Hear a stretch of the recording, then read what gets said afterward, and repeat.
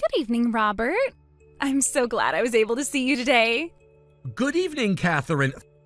Thanks to you too. I'm glad I got to greet Samantha's family. So, I want to ask you a question. Yes, what is it? What made you fall for my sister? Huh? I think I already told you this when I visited earlier today. I love how hard-working she is and how well she cooks, but it all comes down to how we had similar views on different matters. I see. So you ignore her looks. You try to endure it, huh? Her looks? Yes. She's ugly, don't you think? No, I don't really care about looks. But it's best when she smiles. By the way, I don't think you should say something like that about your sister. I guess it's hard. Huh? Why? She definitely does not have the visuals to walk next to a handsome guy like you. I can feel that you have to stay positive at all times. Don't you feel tired having to pretend all the time? I'm not pretending. I can actually be myself when I'm with Samantha. I think I was finally able to meet my life partner who I can always be truthful with. Robert, I feel so sorry for you. You don't have to fake yourself. What are you talking about? What you're saying is how you felt before you met me, right? Huh? You now know that a cute young girl like me exists. I bet you don't care about an ugly old lady like my sister now. I'll never feel that way. But look at her face. I'm telling you to stop saying those things about your sister. Oh, Robert, you're too nice. You're still taking her side even if you don't care about her anymore. That makes me love you even more. But from now on, I want you to only be nice to me. Wait, I'm your sister's fiancé. I'll text you again soon.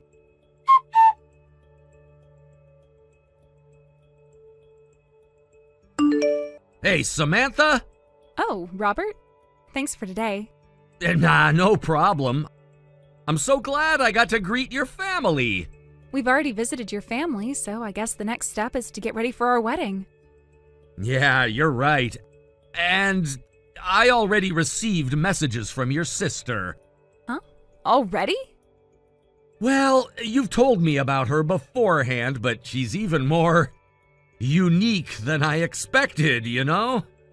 You don't have to choose your words. She really lives up to her nickname of Miss Misunderstanding. You said that her misunderstanding caused a mess, even involving compensation, right? When our cousin brought her fiancé to our New Year's gathering, she somehow managed to believe that he fell in love with her. 3 months later at their wedding, she ruined the wedding by appearing at the venue in a wedding dress. What she said back then was that she came to rescue the groom who was forced to marry someone he didn't love. Oh, that's... wow. Fortunately, my cousin didn't have to break up with him or anything, but since then their family cut ties with ours. I see. I was planning to bring you home when my sister wasn't home, but my grandma, who's living together, accidentally told her. Oh, she adores your sister a lot, right? Yep, she adores her more than anything. Apparently she looks like when she was young. She kept on telling my sister that boys would all love her because she was beautiful, and that she'll be able to choose from a wide range of boys to be her partner in the future.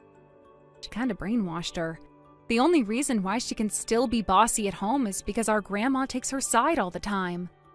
She's a disaster in many ways, huh? I'm sorry I pulled you into this mess. There's nothing you have to apologize about. I might sound mean, but I won't take her seriously, so you don't have to worry about me. Yeah, but she's pretty hard to deal with. Be careful.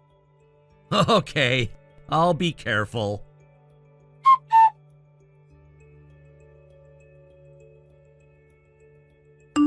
Hey, sis! Catherine. What? Hear me out! I finally found the love of my life. What? Oh, don't tell me. It's Robert.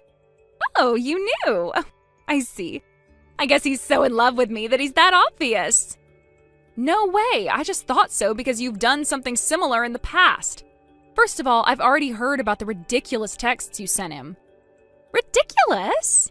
Listen, Remember when you thought Hannah, our cousin's fiancée, was the love of your life and ruined their wedding? Including the ones that weren't as serious as that, this is your 5th time. It's time you stop.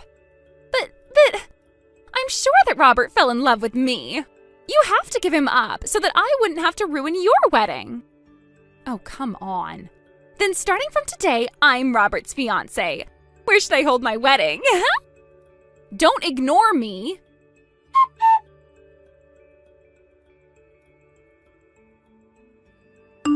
Robert, I'm your fiancée, Catherine. My fiancée is Samantha. It's fine. I know that I'm your fiancée now. I know that we can't make our relationship public until you break off your engagement with my sister officially.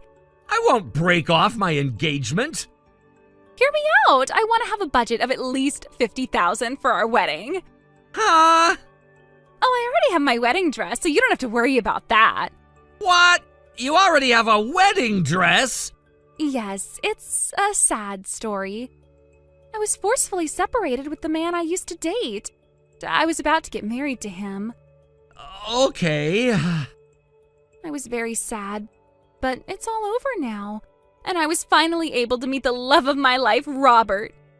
My fiancée is Samantha. Yeah, I know that you can't say anything suspicious now. Then our budget for our wedding will be $50,000. I'll trust you with the preparation, so do a good job.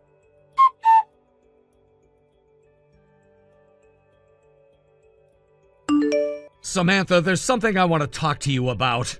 What is it? Actually, I talked with your parents already. Huh? My parents? Yup. I wanted to check how they felt about it before I talked to you. How'd my parents feel?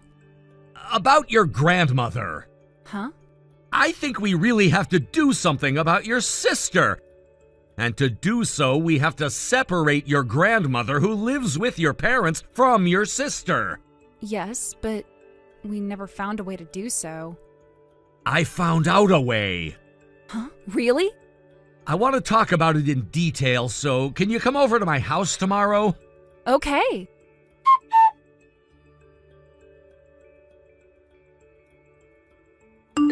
Sis, I have an announcement. I'm planning a wedding worth $50,000 with Robert. Robert is in charge of preparing, so the only thing left for me to do is to bring my wedding dress to the venue on the day. I'm so loved. You haven't changed at all, Catherine. I'm sorry that I ended up stealing your man, but how does it feel to have your ex marry your own sister? I can never imagine. I'm really sorry. Hey, Catherine, you haven't heard about it yet? What? Grandma's moving out. Huh? Apparently she's dating someone. Huh? She has a boyfriend? He decided to move into an apartment for the elderly. And because they both lost their partners early, they should move in together and spend the rest of their lives together. And he proposed to her with a bouquet of roses. What? Really? And then, he also advised that you should learn to be independent away from your grandma and move out from your parents' house too. Huh? Me? He apparently asked his friend who owns a factory to hire you as a live-in worker. Live-in? Huh? I'm gonna work? You're leaving tomorrow, so good luck. Tomorrow? Wait, it's all too sudden. I'm gonna be a housewife after having a wedding worth $50,000 with Robert. Huh? Robert and I officially got married. What? We just had our wedding last week. It's over? And we're having our honeymoon now in Europe. What? Oh, you're so mean. Robert is my fiancé. Nope, he's my husband. Robert loves me. I think he messaged you already. What? Wait, I never said that I wanted to marry you? And the wedding dress you mentioned that you wanted to wear at our wedding is the same one you wore when you ruined your cousin's wedding, right? A shameless woman like you who would want to get married in that kind of dress? I would never want to marry you. Am I right? What is this? I know you're forcing him to text me like this. Grandma even said you lacked common sense about the wedding dress. Huh? It's no wonder that Robert felt disgusted. He said he just blocked you. No way. Does he hate me now? Gran even said that I lack common sense. No way, no way! You now understand how much you don't fit into society, so you should learn more about the society by becoming a live-in factory worker. You have to be kidding! Wait! There's nothing more I want to say. Good luck on your own from here.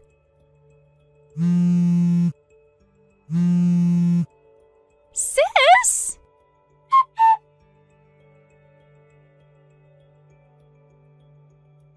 First of all, the man who started dating Samantha's grandmother was someone I introduced her to.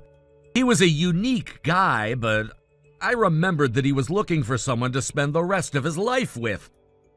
And I knew they would get along, so when I introduced them to each other, they matched perfectly. They ended up getting married after just a few months of dating, and I heard that they're living a lovey-dovey life together. And for the case of Catherine, now that she lost backing from her grandmother, her parents took her to the factory where she'll be working as a live-in worker. They're even planning to get her a therapist in the future, and I bet she'll have to go through all the hardships living independently in society. But I hope she'll change for the better. Thank you for watching. Please subscribe and hit the like button. See you next time.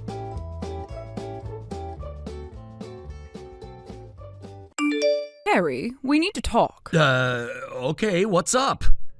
What do you mean, what's up? I saw your pay stub on the counter. Why are your hours down this week? Oh, yeah, the company said they're cutting back on overtime for a while. That's unacceptable. We rely on that money. You need to pick up a second job immediately.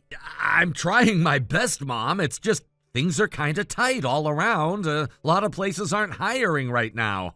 That's just an excuse. You think Melody complains when she has to go to tutoring, piano, and etiquette lessons back to back?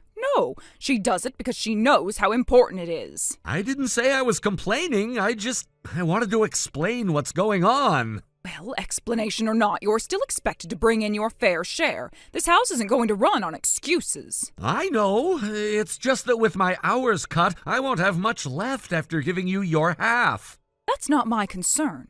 You live under this roof, don't you? You eat our food, use our electricity, and sleep in your room rent-free. Yeah, I know. I'm grateful, really. Then act like it. Get off your backside and find a second job. There's fast food, cleaning, even night shifts. I don't care what it is.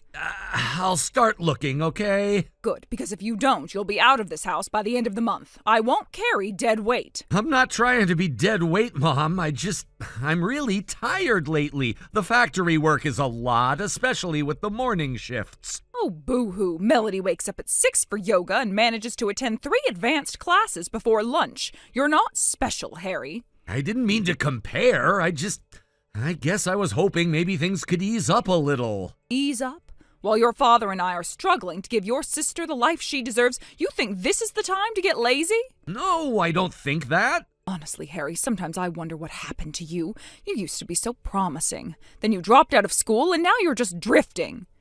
You told me to drop out. Don't start blaming me for your failures. You were never going to make it in college anyway. Factory work suited you better. I was getting decent grades. C's and the occasional B aren't decent. Melody's averaging straight A's and volunteering on weekends. That's what excellence looks like. I'm proud of her. I really am, but I just thought maybe... Thought maybe what? That I'd coddle you? Let you mope around while we carry the financial burden? Not happening. I'm not trying to mope. I promise I'll look for another job. Good, because frankly, I'm embarrassed to tell people you're still living at home. I'd move out if I could afford it. Then work harder. Simple as that. It's just... giving you half my paycheck makes it hard to save anything. Excuse me, are you questioning the arrangement? No, I'm just... trying to figure things out, that's all. You should be thanking me. I didn't have to let you stay here after you dropped out, but I did, out of kindness. I know. What do I get in return? Attitude? Excuses? I should have thrown you out when you turned 18. I'm sorry. I'll try harder, I swear. You'd better. We're not running a charity. Okay, I'll start applying tonight after my shift. Well, that's more like it. Anyway, I don't have time for this. Your father, Melody, and I have dinner reservations at Les Beaux Jardins tonight. Oh, I didn't know you guys were going out. Of course we are. It's Melody's reward for acing her mock SATs. She deserves it. Yeah, she's always been good at that stuff. She works for it. She doesn't slack off and expect things to be handed to her. I didn't ask for anything. Then why do you sound so sulky? Are you jealous? No, I don't really get to go out much, that's all. Because you haven't earned it. That's the difference. We reward effort and results. Melody has both. You have neither. I guess that's fair. Honestly, Harry, you really should try to be more like your sister. She's going places. You're going in circles. I'll try to do better. You'd better. If you want a future, you need to start acting like you care about one. I do. It's just hard sometimes. Life is hard. Do you think things were easy for me when I was your age? I was already married with a child and still managed to raise 2 kids while keeping the house spotless. Yeah, I know you've done a lot. Then stop whining and make yourself useful. I expect to see proof of your job applications by the weekend. Screenshots, names of managers, and contact info. Got it? Okay, I'll write it all down. Good. Maybe there's still some hope for you. Not much, but some. Thanks, Mom. Don't thank me. Just make yourself useful. And don't touch anything in the fridge tonight. The steak is for us. Melody's favorite. I'll just make a sandwich. And clean up after. I won't have the kitchen looking like a disaster when we get back. Okay, got it. You know, sometimes I think if you were half as driven as your sister, you could have been something.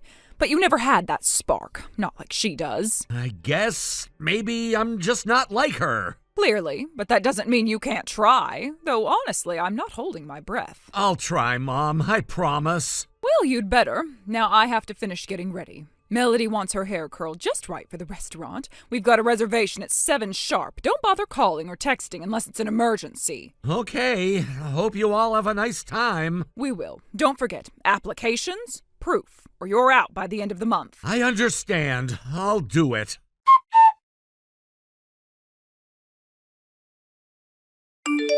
Harry, explain yourself right now.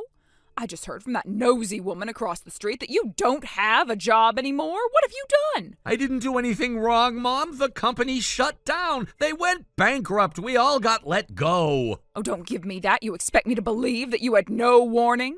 You should have started applying for something else the moment you heard rumors. I had a feeling something might happen, yes. That's why I've been preparing. I've been working on my own business for over a year now, and now that I'm free, I'm going to pursue it full time. A business? Please. Since when is wasting time on the computer a business? You always were too naive for your own good. It's not wasting time. I've got a full client base, contracts, repeat customers. This isn't a joke. I don't want to hear about your little side projects. I want to hear how soon you're going to get a real job again. You need to bring in money, not chase silly dreams. It's not a dream anymore. It's my actual job now, and I'm doing well. You mean to tell me that you think you can just sit at home and work for yourself like you're some kind of millionaire? Oh, this is nonsense. You're going to start applying for actual jobs today. Do you hear me? I already told you I'm not applying anywhere else. I've built something that works, and I want to focus on it. You're being selfish, Harry. We've all supported you for years. The least you can do is keep paying your share to help this family. Supported me? Mom, I've been giving you half my paychecks since I was 16. That's not support, that's control. Don't you dare speak to me like that. Everything I've done was to teach you responsibility. And now you think you can just walk off and be some kind of businessman? With what experience? I've built that experience on my own. I've had to figure everything out without help. You never believed in me, and yet I made it work. I knew letting you have that computer was a mistake. You think you're better than everyone else now? Let me tell you something, Harry. If you don't want to play your part in this household, you can get out. I won't let a lazy, entitled boy sit around here pretending he's some entrepreneur. Fine, I'll leave. Excuse me? You're just going to run away the second things don't go your way. I'm not running from anything. I'm just done living under rules that were never fair to begin with. You always gave Melody the world, and I got scraps. Oh, here we go again with the Melody speech. I gave you everything you needed. A roof, food, clothes. You think you're the only one who's ever struggled? I don't want anything more from you, just space. I've already started packing. I've got enough saved to rent a place, and my business makes enough to support me.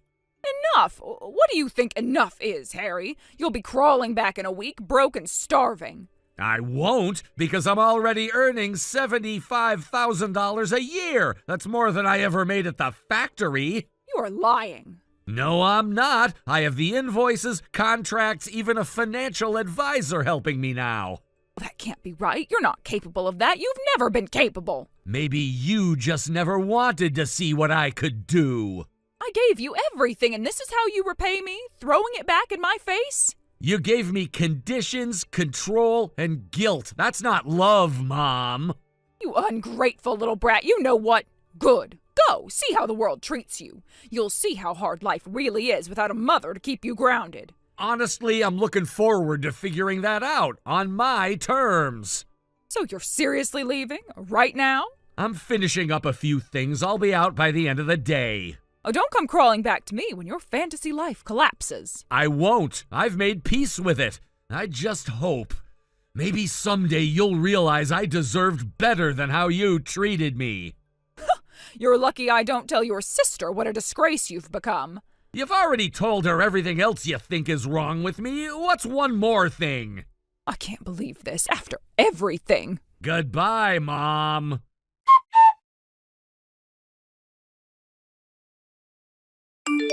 Harry, it's been a while. How have you been, sweetheart? I wasn't expecting to hear from you. It's been 7 years. I know, but time flies, doesn't it? I was just sitting here thinking about you. I miss hearing from my son. You never reached out before, not once. I didn't want to disturb you. You always seemed so busy with your little business project. I figured you'd get back to me when you had the time. I think we both know that's not true. You cut me off when I stopped sending money.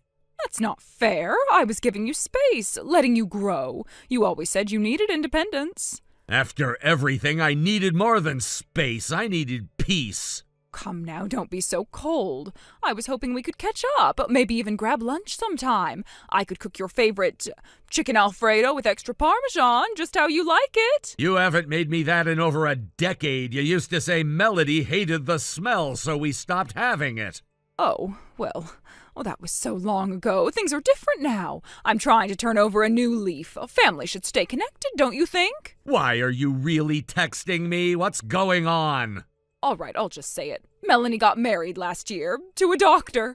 A very successful, handsome, wealthy young man. The whole family was thrilled. I didn't even know she was engaged. No one told me. Well, you chose to cut us off, Harry. We didn't think you'd care. But that's not the point. The thing is, Melody made a mistake. She cheated on him, and now he's divorcing her. Sounds like a mess. He was supporting us, Harry. After your father's retirement, we relied on his help. He paid for the house, the cars, everything, and now it's all falling apart. We're going to be broke. I'm sorry to hear that, but again, what does that have to do with me? I mean, it's just hard, you know. Things are tight. We've had to cancel our housekeeper, and we might have to sell the Lexus. Wait, are you trying to guilt me right now? Because it sounds a lot like you're leading up to something. No, not at all. I'm just saying, times are hard. It's just hard for families like us when things fall through unexpectedly. Families like us? What kind of family were we, really? Don't be like that. I just thought maybe, since your little business seems to be doing well, you might be in a position to help a bit. Just a little, for old time's sake. There it is. You don't want to catch up. You want money. That's not true. I was just... Okay, maybe things are a little tough, and yes, I heard your business is doing well. Some friends from church said they saw your name in an article. I didn't know you read business news. I don't, but Mrs. Felton from the book club sent it to me. Said her nephew bought from your website and was very impressed. Yeah, I started the business from my room. Took years of work, long nights, 7-day weeks, no help. And now it's paying off. I always knew you had potential, Harry. I said that when you were little. Remember when you sold those hand-drawn bookmarks at the church fair? You laughed and called them scraps, told me to stop wasting time and go sweep the garage. I didn't mean it like that. I was under stress back then. You know how hard it is raising 2 kids. 1 kid. You raised Melody, I raised myself. Don't say that. I tried my best. You forced me to quit school, took my money, mocked everything I enjoyed, and now you want to pretend that was your best? Harry, please, I know I made mistakes. I know I was hard on you, but we can start over. Let me fix things. Let me be your mother again. It's too late for that. I built my life on my own. I found success without you, and I'm not going to let you drag me back into that toxic world. I'm begging you. You don't understand what it's like right now. We have bills piling up. We could lose the house. We need you. You needed me when I was 16. You needed me when you took half my paychecks for years. You needed me, and I gave you everything I had. And you gave me nothing back. Not love, not support, not even basic respect. I said I was sorry. Isn't that enough? No, not anymore. But we're family. Blood is thicker than water. That has to mean something. It doesn't mean what you think it does. Family supports each other. They lift each other up. All you did was keep me down. So you're just going to abandon your own mother after everything I did for you? You didn't do it for me. You did it to me. And yes, I'm done. Harry, please, just a little money, just something. Melody is a mess and your father is sick with worry. Then maybe Melody should grow up. And maybe you should think about how your actions brought you here. I can change, I swear. I'll be different. We'll be a real family again.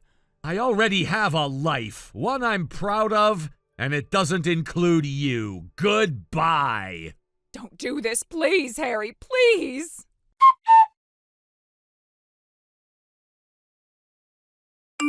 Life's different for me now, and better in every possible way.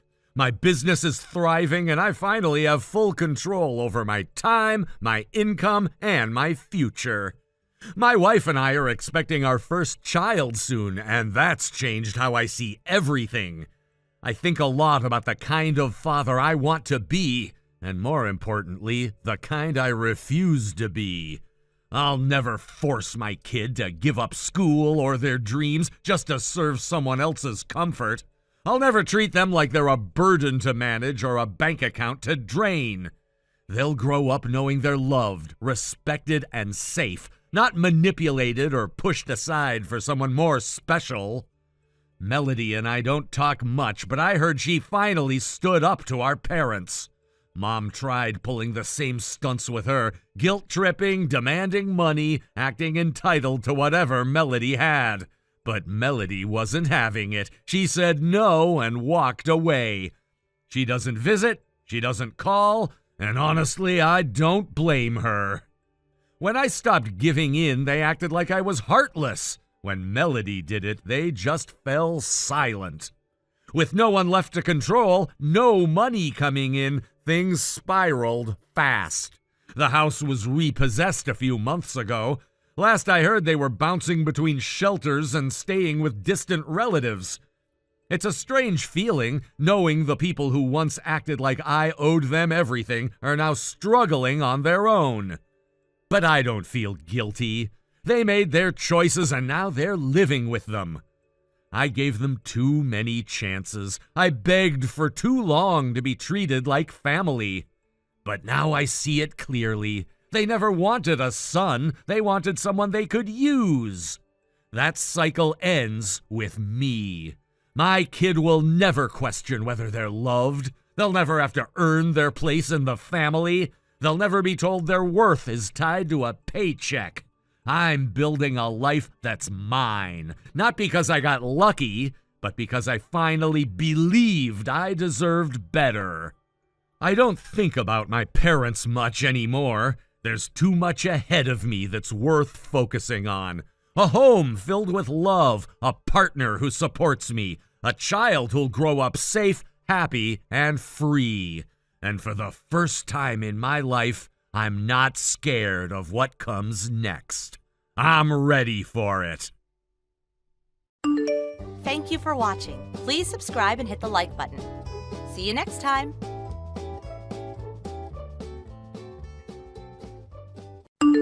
Hey, big sis, got a question for you. I think I know where you're living now. Did you move to Stormbring? Why do you ask?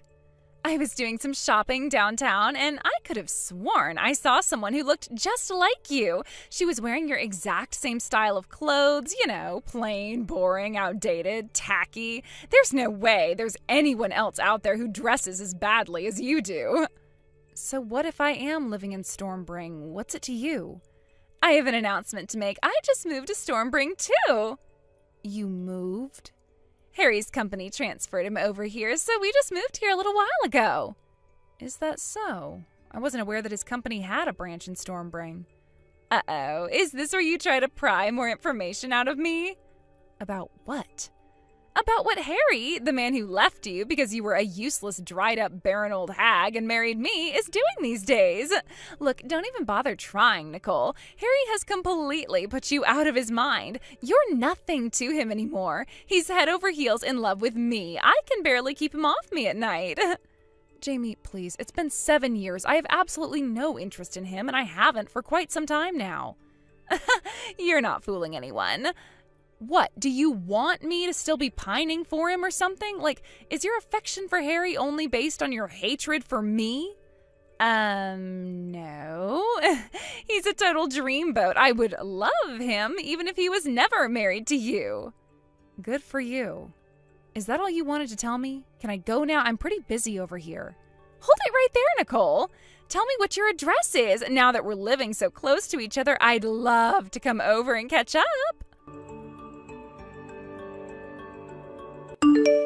So, listen, Nicole, I have got to tell you this. I am absolutely loving my life as the mom of Harry's child. Isn't it insane? The child that made Harry break up with you and marry me is now already 6 years old. He's going to go into first grade this fall. Oh, and he's a boy, by the way. Did I tell you the baby was a boy? He's such a bundle of energy. It's adorable how much he runs around and plays. Sometimes it's even a little bit too much for me. It's like, good grief, let me take a break, sweetie. Mommy's already played soccer with you 3 times today. I need a vacation bad. Well, if it isn't Jamie again. Look, would you please stop texting me at random times during the day to send me completely pointless messages? This is the phone number that I use for work, and it's really distracting to have my notification list so filled up with your nonsense that I can't find messages from my clients. Aw, don't be that way. We're sisters, aren't we? So yeah, let me tell you about this absolutely hilarious thing he did in the park the other day. I'll pass. We were walking down the sidewalk, and then this old guy with a dog comes by. I am blocking your number. Goodbye forever. What? Hey, you can't block me. Hey there, Nicole. It's your favorite little sister Jamie again. Oh, for the love of... You got a new phone number just to bother me? Kinda? But I mean, since we're living in the same city now and everything, I thought that it would be kind of important to have some way to contact you in the event of an emergency or something. I wouldn't even want you to contact me to warn me of an incoming tornado about to destroy my house. Come on, Nicole, why are you being so stuck up like this? I've been doing nothing but babysit my kid all the time. I didn't have anything fun to do until you came along. I don't want to throw away my new toy just a few days after I got it. I'm a toy to you, huh? Yep, and playing with you is the most fun I've had since, well, since you stopped talking to me after I stole your husband. Anyway, like I said, give me your address. It wouldn't do you any good. I don't live in Stormbring. Huh?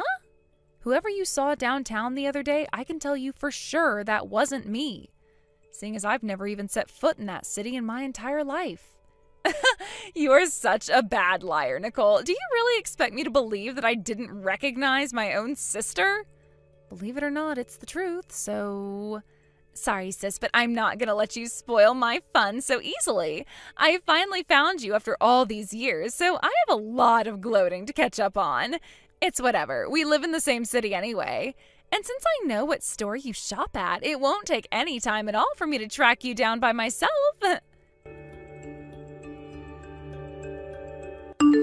Hey there, Mariana. Sorry to message you out of the blue like this. Is now a good time? Oh, wow, Nicole, it's so great to hear from you. It's been ages. I've been meaning to contact you myself for a while now, but I assumed you'd been pretty busy. Well, yeah, you assumed correctly. Fortunately, though, I've been able to get help from the people in my inner circle, which makes things a little easier than they could be, but it's still a bit of a mess. If you're taking time out of your busy schedule to message me, then I suppose this probably has something to do with Harry and Jamie. You're just as perceptive as ever. For the last several days, Jamie has been absolutely blowing my phone up with messages all day, every day. So I thought something fishy may be going on and figured I should look into it. You and Harry are cousins. Have you heard anything from them lately? If not directly, from your parents or other relatives? I really can't shake the feeling that something weird is going on. Well, yeah, there kind of is. I thought so. Would you mind filling me in? Okay, and to make a long story short, Harry and Jamie got divorced about a month ago. What? Why? You probably heard that Jamie's kid is 6 now, right? Well, it turns out Harry isn't the father. What the? Hold on. This is the 6-year-old kid that resulted in our marriage breaking up 7 years ago, right? Yeah, that's the right kid. So I'm not sure how everything went down exactly, but for some reason, Harry found out a while back that he was infertile, to the point that he would most likely never be able to have a child of his own. That made him concerned about the son that he had always thought was his. And when he got a paternity test done, the results came back that his suspicions were correct. He wasn't the father. Yikes. After he had that bomb dropped on him, he started doing a little more digging. Then he found out that while Jamie had broken up her relationship before she and Harry got married, she was cheating on him with a different guy for most of their marriage. He filed for divorce, and due to all of Jamie's terrible behavior, she was found at fault and got nothing in the settlement. Good grief. And trust me, there's a lot more to tell you. This is the short version of the story. Wow, how could that situation possibly get any worse? I'd love to tell you about it, but it's an awful lot to send by text. And you're really busy over there, aren't you? I've got stuff to take care of myself, so how about we both get all our work done for the day and have a nice long conversation by phone tonight? Is 9 p.m. or so okay for you? Yeah, that's a good idea. Let's do that. Okay, then I'll give you a call around 9 tonight then. Talk to you later, Nicole. Thanks, Mariana. Talk to you later. Hey, Mariana, thanks for telling me about all of that. Seriously, though, I prepared myself to hear some crazy stories from you, but I still can't believe all of that actually happened. I just hope I told you something that can be useful to you. But what is up with that sister of yours? She never learns her lesson, does she? She actually goes out of her way to specifically avoid learning her lesson. But anyway, it's only going to be a few days. If she doesn't contact me again, then I can just leave it at that. But if she gives me any more crap, then I'm going to give her a piece of my mind and say goodbye to her for good.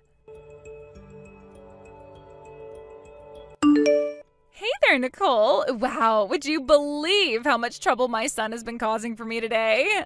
So my in-laws sent him a new backpack for a present to congratulate him on moving into the 1st grade. And so he's been grabbing things from all over the house and stuffing them inside. Silverware, plates, my cell phone, car keys. I know. I should just be glad that he's strong and healthy, but it's still really exhausting. Sounds terrible. Oh, wait, that's right. I'm sorry. I shouldn't be complaining about my kid to a woman who can't even have any of her own. I mean, how pathetic can you get, losing your husband because you basically aren't even a real woman? I'm so glad I'm not you. I just need to appreciate having my son regardless of how difficult he can be. Yeah, having a kid is hard work. Imagine how hard it is having triplets. Huh? Triplets? I don't want to keep this conversation going any longer than necessary, so I won't beat around the bush. I got remarried 4 years ago. What? Oh, so you mean your husband had triplets from a previous marriage? Nope, they're mine. I gave birth to them. What? Let me tell you, having triplets is not just 3 times the work and cost of having one. It's way more than that. Fortunately, we were able to get by on just my husband's income, so I'm managing to make things work by staying home full-time and having friends, neighbors, and family give me a hand when I can. So, yeah, I definitely feel for you and how much work you have to do to take care of your son. But that's impossible. You're infertile. How do you have triplets? It's quite simple, actually. I was never actually infertile in the first place. What? But hold on. Harry divorced you because you've been trying for 3 years to get pregnant, but you never succeeded. You can't have babies, you're infertile. Then when I was able to give Harry the child he always wanted, he married me. Yep, I know. Since you were pregnant at the time, I decided to take the generous alimony offer he made and divorce him without putting up too much of a fight. But the truth is that I never took a fertility test while we were married. You didn't? I did think about doing it towards the end, seeing as though it's really not normal for 2 young, healthy people to try for 3 years unsuccessfully to get pregnant. But Harry divorced me before I ever got the chance. Oh, I had no idea. Quite the contrary, actually. It turns out that Harry was the one who was infertile after all. Oh no, you know about that? Not at the time, no. I only learned that a little while ago. But how did you know? He never talks to you, so how would you get your hands on that information? You hadn't spoken to me for 7 years and all of a sudden started flooding my phone with texts. You thought you saw me downtown in Stormspring? You were obsessively telling me every little detail about your daily life with your son. I got suspicious that something was going on with you. I called up a few old acquaintances who I expected would be in the know, and they told me everything. From the fact that Harry found out he was infertile to you guys getting divorced, and much, much more very interesting information. Then this person told you about my son, too. Oh yeah, I heard all about that. Both that the boy wasn't actually Harry's son, and that your ex-boyfriend, his real father, took custody away from you the other day. I have to say, I am shocked, Jamie. You broke up with him because he was too poor for you, but you never even had the decency to tell him that you were pregnant with his child? I wonder if you regretted kicking him to the curb when he pulled up to your house in a new sports car with Child Protective Services in his wake and a court order to remove the boy from your custody. Oh, come on. Who told you about that? They didn't have to go into that much detail. And then there's our parents. They agreed to go along with your marriage to Harry 7 years ago because, in spite of the circumstances, they wanted their grandson to grow up in a home with both his mother and father. But this was just far too much for them to handle. They cut you off, didn't they? What? How did you hear that? How do you think? Mom and Dad told me. I heard the gist of the story from someone else, but I called them to hear it directly from them. They apologized profusely to me, too. They said they should have never accepted yours and Harry's relationship, that they were thinking more about their grandchild than they were their own daughter. So, in other words, I know that your son got taken away from you and is now living with his father, not you. You tried to hide him from his father by moving into Stormspring where you thought he couldn't find you. But the long arm of the law did its job, and now you're all by yourself. This is the worst. You know everything, even all the minor details I really didn't want you to know. All I wanted was to gloat about being a mom when you could never have kids, to shove my happiness in your face while you were alone and miserable. I never thought my son would be taken away from me. And not to mention, you have triplets? What on earth is going on here? Everything is all topsy-turvy. So you have your big happy family and I'm alone with a massive amount of debt from Harry divorcing me? And all of it is 100% your own fault. It hurts, doesn't it? Stop mocking me! Hey, where are you? Why aren't you in Stormspring? What? I saw you at the store. You always shop downtown. Followed you home and finally figured out where you lived. But it wasn't you. It was just someone who looked like you. Oh yeah, you mean that woman that you saw and thought was me a while back? I was pretty clear about it back then. Whoever you saw in that store was not me. And again, I do not live in Stormspring. I've never even been there. Then where are you? If your husband is making enough to support 3 kids on 1 income, then you've got more than enough to help out your own little sister. I am behind on rent and utilities, plus I also have some payments to make on my legal bills from the divorce proceedings. So you're gonna have to lend me some money. What? No way. Why not? Okay, really? I should not have to explain that to you at this point. After everything you've done? Ugh. Nicole, I am completely on my own. I have nothing, no one. Sounds like a good opportunity to me. Huh? Opportunity? A good opportunity for you to turn your life around. Up until now, you've always been leeching off of other people's money in order to get by. Now that you have no one to help you, you'll finally have the chance to learn how to take care of yourself for once in your life. You can't talk to me like that. You're my sister. Now tell me where you live so I can stay with you. I'm just about to live in the sky for a while. You what? The sky? And then tomorrow I'll be living on the ocean. What the? Huh? What are you talking about? I'm going on a cruise, you idiot. We're taking an airplane to the port, then going on a 2-week luxury cruise on the ocean. No way! About to board. Good luck with the debt collectors, Jamie. Nicole, wait, don't go. Take me with you. With nowhere else to go and no one else to turn to, Jamie went to the only person in the world who she had a chance at being able to rely on, her ex-boyfriend, the father of her son. She put on some extra revealing clothes and expensive perfume and marched her way right up to his front door. But when she knocked and the door opened, it was not her ex-boyfriend, but some old man she had never met in boxers and a white t-shirt. Now, most people would simply apologize for showing up at the wrong house if something like that were to happen, but what did Jamie do? She screamed at the top of her lungs. As a result, rather than having a conversation with her ex-boyfriend about getting back together, she had a conversation with the police about disturbing the peace. Unbeknownst to her, the ex-boyfriend had already gotten married to someone else and moved out of his old house. Fortunately for her, since she hadn't committed any chargeable crime, the police let her off with just a warning. Fearing that she would soon get herself into even more financial or legal trouble if they didn't do something, our parents decided to take drastic measures. They enrolled her in a re-education camp, changed their phone numbers, and sold their house. Will this re-education camp finally fix whatever is broken inside my sister? I'm doubtful, but I suppose it couldn't possibly make her any worse. Hey Travis, is this a good time? Hey there, Emily. Sure, I'm good right now. First off, I'm glad to hear you were released from the hospital. Thanks, it's great to be out. And you're coming back home tonight, right? Yep, I'm actually almost at the station already.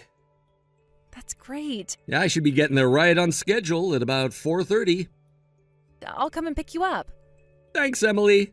Seriously though, collapsing on the job from overwork? That's just insane. When I heard that you were taken to the hospital in an ambulance from your office, I thought I was going to have a heart attack. And that's not even your regular assignment. You were only transferred from the main office temporarily because the branch office was short-staffed. And here I am, your fiancé, unable to come and see you because you're so far away. I feel so bad I haven't been able to support you, Travis. You don't need to feel bad about anything, Emily. I'm sorry I made you so worried about me, but I'm fine now.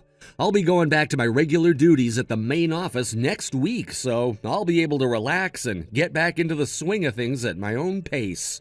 Plus, I think this experience has given me some great insights that the company can use going forward related to creating a positive working environment. So when I think about it, there are actually plenty of silver linings to me being in the hospital. Oh, Travis, you're such an optimist. Oh, and by the way, there was something my dad wanted to ask you about. Yeah, what is it? He wants to know if you have some free time tomorrow. Yeah, I don't go back to work until next week, so tomorrow should be fine. Apparently there's something he wants to ask you to do before you go back to your regular job at the main office. Really? Any idea what it is? He said he'll give you all the details when he sees you tomorrow. He was planning on meeting up with you for lunch if that worked for you. Sure, that'll be fine. When should I head over there? Around 11:30 or so? Yeah, that sounds good. I'll let my dad know you're coming. Excuse me, I'm looking for Travis. Is this the correct number? Yep, that's me. I presume this is Ms. Butler, right? I'm actually on my lunch break right now, but is there something I can help you with? My understanding is that this is your very first day working at the main office after being assigned to a branch office, right? And you collapsed from overwork while there? Yes, that's right. Although to be more precise, it was only a temporary assignment at that branch office. Temporary? Yes, I was originally stationed at the main office. For a number of reasons, I was temporarily stationed at the branch office in Fieldsburg for a few months, but boy, I had no idea how heavy the workload was going to be. Right before I was scheduled to end my assignment in Fieldsburg and come back to the main office, well, I kinda just collapsed all of a sudden and was in the hospital for 3 weeks. I see. However, I don't understand how you could have had that hard of a workload. Honestly, it was a big surprise to me, too. If I had to venture a guess, the only reason you were sent to that pathetic little branch in the middle of nowhere was because you were nothing but dead weight at the main office in the first place. That's the only reasonable explanation. Only an incompetent slacker would be overworked in such an unimportant position. Of course, I suppose there's always the possibility that you simply faked your health scare in order to avoid having to do your job. No, I wasn't faking it. I was actually pretty sick. They wouldn't have kept me there for 3 weeks before releasing me if that weren't the case. In any case, it seems as though you managed to spend your entire morning simply going around and talking with the heads of each department. Do you really think someone in your low position has any need or reason to do that? I expect you to be doing your actual job in the afternoon. Hey, Travis. Well, it's been a few days. How's it going back at the main office? Are you getting along all right? Well, let's just say I had a less than pleasant encounter with a colleague. Ooh, that doesn't sound good. What happened? Do you know a female manager named Butler? Oh, yeah, I do. She got transferred to the main office from a local branch office around the same time you came back from the hospital. She's actually pretty well known around here for, well, a couple of reasons. First, getting appointed to a high-level managerial position at 38 years old, like she was, is pretty rare here. So her superiors apparently saw some sort of potential in her. But she also has a rather, how should I put this? Let's call it a strong personality. Yeah, that sounds about right. To be honest, though, we've been working together in the same office for the last several days, but I haven't really seen anything from her in either her work or personality that would merit her being placed in a high leadership position. Really? What makes you say that? So, this is something that happened on my first day back. All I had planned for that day was making the rounds and speaking to the heads of all the departments in the morning, then straightening out my desk and getting things organized in the afternoon. But once I got back from my lunch break, there was this absolute mountain of papers stacked on my desk with a note on top saying, "Get these to me by the end of the day." I mean, really? I hadn't even had the time to turn on my computer yet, so this wasn't something that I was going to be able to get done that day at all. But that wasn't even the worst part. Then I picked up some of the folders and checked their contents. It looks like Butler had started working on a bunch of it, but they were full of spelling mistakes, grammatical errors, miscalculations. It was awful. Yikes, that's not good. And the other people in the department were pretending to be working intently on one thing or another, but they weren't actually getting much done. It's like they were putting on a show. Now that you mention it, I did hear a rumor about your department.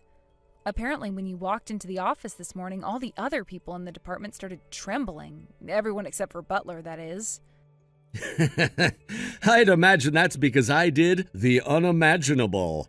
The official narrative was that I had been sent over to the Fieldsburg branch as a form of unofficial punishment. No one who gets sent there ever comes back, so it was kind of like they were seeing a ghost.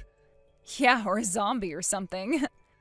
And by the way, don't worry about those guys. I've got my eye on all of them. I even managed to get a couple of apologies out of them for what happened before. That's my Travis. You work fast. That's what they pay me for. Still, though, it would be for the best to remain cautious for the foreseeable future.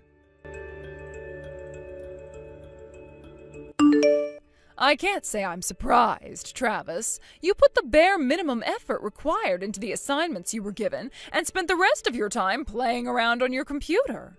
Excuse me, Ms. Butler. We work on the same floor, and your desk is barely halfway across the room from mine. Can I ask why you're texting me instead of coming to my desk and speaking to me in person? Unbelievable. You really don't get that I'm trying to avoid disturbing the other employees? Nope, I really don't get it. When I saw your text, I assumed that it must have been something urgent, but that doesn't seem to be the case, so what can I do for you? What happened to the work I left for you earlier this week? If you're referring to the massive pile of folders you dumped on my desk, none of that is any of my responsibility in the first place, so I passed them along to the people you should have given them to. You did what? Furthermore, the number one priority for me for the next several days is the creation of a report from my time over at the Fieldsburg branch. Didn't you get the memo? Oh, don't patronize me. Of course I got that thing. However, I am the senior manager of this department, and as such, you take your orders from me and no one else. Your number one priority is whatever I tell you it is. Good grief, how incompetent can you be? I can't take it anymore. You're through. I don't need any more old men in my life just taking up space. You're fired. Old? You're 32, aren't you? Well, that's old enough for me to call you old. All right, well, I suppose you're free to see me as being old if you like, but what makes you think you can fire me? Senior managers don't have that sort of authority. What's that? You think that just because I'm a woman that I have no authority in the company? Oh, let me assure you, someone as elite as myself is more than capable of ending your career. Clear out your desk. You'll receive your pink slip in the mail within the week. Is that so? Well, that's unfortunate. I got called an old man by a 38-year-old woman. What? Let me guess, it was Butler, right? You guessed it. Wow, well, if she thinks that you're an old man at 32, I can't imagine what she must think of the married man she's dating right now. Oh boy. Does that mean... You guessed it. The investigation is still kind of ongoing, but I can confirm with full confidence that all the rumors are 100% accurate. Well, looks like we have all we need. All that we need and more. Then I suppose it's time to make our move. Oh, this is getting really exciting. Travis, what's the meaning of this? You've got a lot of explaining to do. I told the HR director to process your termination, but when I opened an envelope sent to me from his desk today, I wasn't expecting your pink slip. It was mine? Why do you seem so surprised? The fact that you're texting me to complain about this right now would imply that you've at least seen the recent HR department announcement. Well, yes, I saw it, but it doesn't make any sense. Why are you the new head of the corporate HR department? I mean, what happened to the previous director? The same thing that's happening to you right now, Ms. Butler. He's been terminated. Terminated? I don't think I need to explain why a senior manager and former HR director having an extramarital affair together would lead to this outcome, Ms. Butler. I have no idea what you're talking about. Is that so? Well, regardless, we've been investigating the two of you. You can't be serious.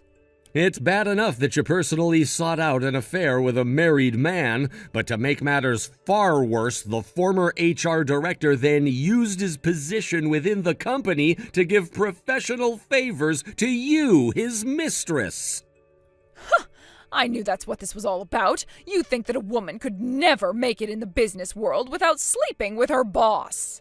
Ms. Butler, I've worked with, under, and above many talented women in my career, and after working with you for all this time, I can say with confidence that you are not one of them. You wouldn't know talent if it came up and slapped you in the face. You think I was promoted illicitly? Well, what about yourself? How did a low-level employee like yourself all of a sudden get promoted to HR director? Which one of your bosses are you sleeping with, I was an assistant director before, so I was already just one promotion away from the position. You were the assistant HR director at your age? I skipped college and started working right after high school, so I have a substantial leg up on people in my age group in years of experience. It also probably has something to do with the fact that I've been with this company since it was founded. You joined this company straight out of high school?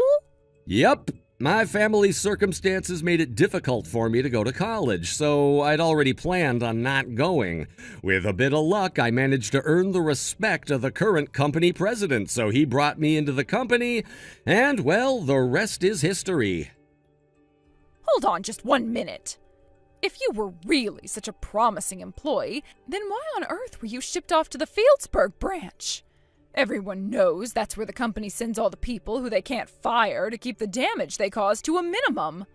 Think about it, everyone calls it the graveyard branch. Once you go there, you never come back. They just wait for you to retire or quit, whichever comes first. Yes, that's exactly what sort of place it is. Which is why all the other main office employees who were bitter that despite my age and lack of a college education, I was on a first-name basis with the president, were so happy when I was transferred there. For them, this was a sign that their constant hazing, bullying, and harassment had finally paid off. I can imagine their shock when I became the first employee in the company's history to return to the main office from the graveyard branch. How? What sort of trick did you pull to make that happen? It's true that the Fieldsburg branch has been treated as the end of the line for tenured employees that the company doesn't know what to do with, and that reputation is precisely why I was sent over there. The board of directors has been working on a plan to turn the Fieldsburg branch from a liability to an asset for years, and they came up with the idea to send me over there to work on ongoing employee training and working environment improvement. It took a lot of time and effort, but after a few months, I managed to finally make some tangible, positive changes there. And when I say a lot of effort, I mean a lot of effort. So much so that by the end of my time there, I was so exhausted that I ended up having a health episode that took me 3 whole weeks to recover from. So, while my return was delayed by that slightly, I finally succeeded in my mission and have made my pre-planned return to the main office. But I didn't hear anything about that initiative. Oh, and by the way, when I came back to work, the company president made a special request of me. From the president himself? First, it was to find out whether the rumors of you having an affair with the former HR director were true, and once that was confirmed, to investigate whether your mysteriously rapid rise through the ranks to senior manager was a result of that affair. And now that my investigation on both points has been completed and my report submitted, the two of you have each received your well-earned punishments. Oh, this can't be happening. Are you saying that you've been watching me ever since you came back to the main office? That's precisely what I'm saying, yes. I had no idea. And with that, I've said all I had to say, and since you seem to have finally come to understand the situation, I'll go ahead and take my leave here. Enjoy the rest of your day, Ms. Butler. Wait, but this means that it's now public knowledge that I was cheating on my husband. Oh no, this is bad. Oh, very bad. What am I going to do if my husband finds out? Oh, you're not going to tell him, are you? Travis? Travis!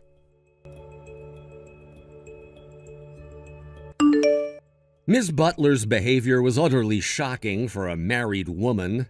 Naturally, both Ms. Butler and the former HR director were divorced by their respective spouses, and they broke off their relationship as well. Also, since they had kept their illicit affair going for around 5 years, their spouses were awarded tremendous damages during the divorce proceedings. Furthermore, since the two of them were fired for cause, they both lost their pensions. Combined with the child support payments they now had to pay to their spouses as a result of losing custody of their children, they both had to take on a tremendous amount of debt. Word of their actions spread through the region, making it impossible for either of them to find a new job at the same pay grade they were at before. They had no choice but to take hourly wage positions at local businesses. This was the event that sparked the great spring cleaning of the company by the father of my fiancée, the company's president. What's more, he's been telling me lately that he wants to pass the reins of the company on to me after he retires. It really is an honor to have him think so highly of me. I had nothing when he brought me into the company, and now I have a home, a family, and a future secured, all thanks to him. I intend to work as hard as I can to live up to his high expectations. Hey, Mallory, how's it going? I was planning on making a trip back home next weekend. Do you have any plans? Hey there, Norm. You're coming back, next weekend? Well, yeah, I figured that if you were going to be around, that I'd make the trip back to see you. I'm only asking because you go on a ton of trips with your friends. It seems like you're gone every other weekend. There wouldn't be any point in me coming back if you weren't going to be around, so I wanted to make sure you weren't going anywhere before I made any reservations or took any time off of work. Oh, well, I'm sorry, Norm. But you know me, I'm going on another trip next weekend. My friends and I are going to the usual rental house by the lake. Oh, okay. Thanks for letting me know. Hope you have a good time. I'm sorry, Norm. This is the first time I've heard of you making plans to come home. Nah, it's all right. Don't worry about it. It's just, well, ever since you got transferred out of the state for work, it's been so quiet around the house that I don't really feel like being home if I can avoid it. Hey, you've got nothing to feel bad for, Mallory. I'm glad you found something to keep yourself occupied while I'm away. Like I said, I didn't give you very much advance notice, so don't worry about me. You go and have fun with your friends. Thanks for being so understanding, Norm. Hey, I'm actually at lunch with my friends right now. Is it okay if I put down my phone? I'm sorry to cut you off so suddenly. Oh, you're with them right now? More bad timing by me, I guess. It's no problem. I'll talk to you later, Norm. Hey, Tom, I got a question for you. Go ahead, Norm. I'm all ears. My wife Mallory is going on a vacation next weekend with some friends. You hear anything about that? Ooh, me? Nah, I don't know a thing, bro. Know who she's going with? Whoever it is, it's not me. Ever since I learned she was your wife, I've been keeping our conversations to a bare minimum. Like I only contact her when she contacts me, and whenever she does, I make sure to give you a full report and respond how you tell me to. And even if she tells me that she wants to hang out, I always turn her down, like you told me to. I see. Well then, maybe she's telling the truth and she's going on a trip with her friends. Or perhaps she's got a man other than you. I guess those are the only options. You think so? Look, Tom, really, it's fine. You don't need to feel bad about it anymore. I know that Mallory lied to you and said she was single back when the two of you were dating and you had no idea she was married at all, let alone to me. And now you're even helping me keep tabs on her. I'm really glad to hear you say that, but I still feel really bad about what happened. I told you, you don't need to apologize anymore. I can tell you're sincere about it. Thanks, dude. That really means a lot to me. I'm gonna have the private detective firm I hired do the digging into this trip she's taking next weekend. All I need you to do for me is to keep up the act and act like you don't know that I know about you guys. Most importantly, don't say anything that would make Mallory suspicious. Leave it to me, boss. I won't let you down again. Hey, Mallory, how's your trip going? Hey, Norm. It's going great. Thanks for asking. Glad to hear it. What are you up to right now? Well, we already got set up in the rental house, so now we're getting ready to have some lunch. And we're going to go down to the beach in a little bit, too. Sounds awesome. Don't have too much fun without me, okay? Sure thing, Norm. I'll remember to hold back a little for you. Hey, Tom, got an update. It's like I thought. Mallory has another guy besides you. You found out who it was? Sure did. Apparently the guy is an old classmate of hers from back in high school. I'll bet anything they met up at their class reunion 6 months ago and have been seeing each other ever since. 6 months ago? But wait a second, that's exactly how long she's been seeing me!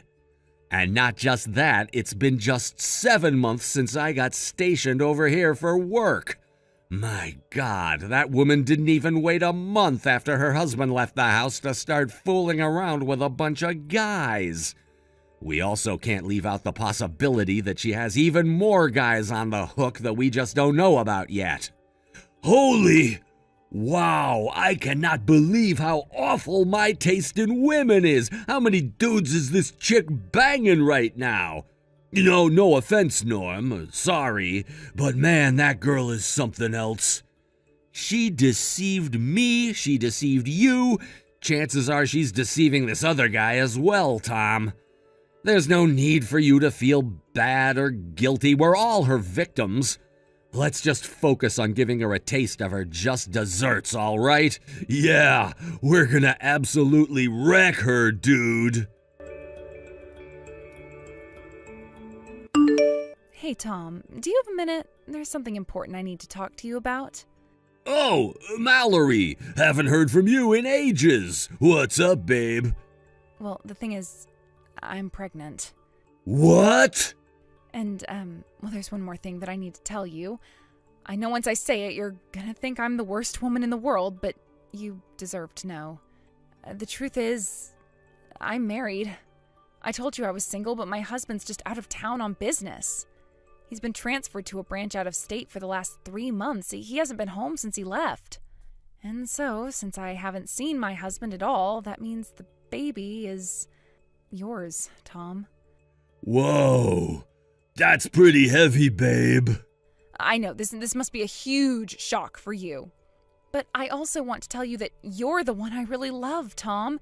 And now that I know about this baby, I think the best thing possible to do is tell my husband about us, divorce him, and pay whatever damages he demands from me as soon as possible. Well, the problem is, though, that I only work part-time. I spend most of my day as a housewife, so can you pay my legal bills for me? Please, Tom.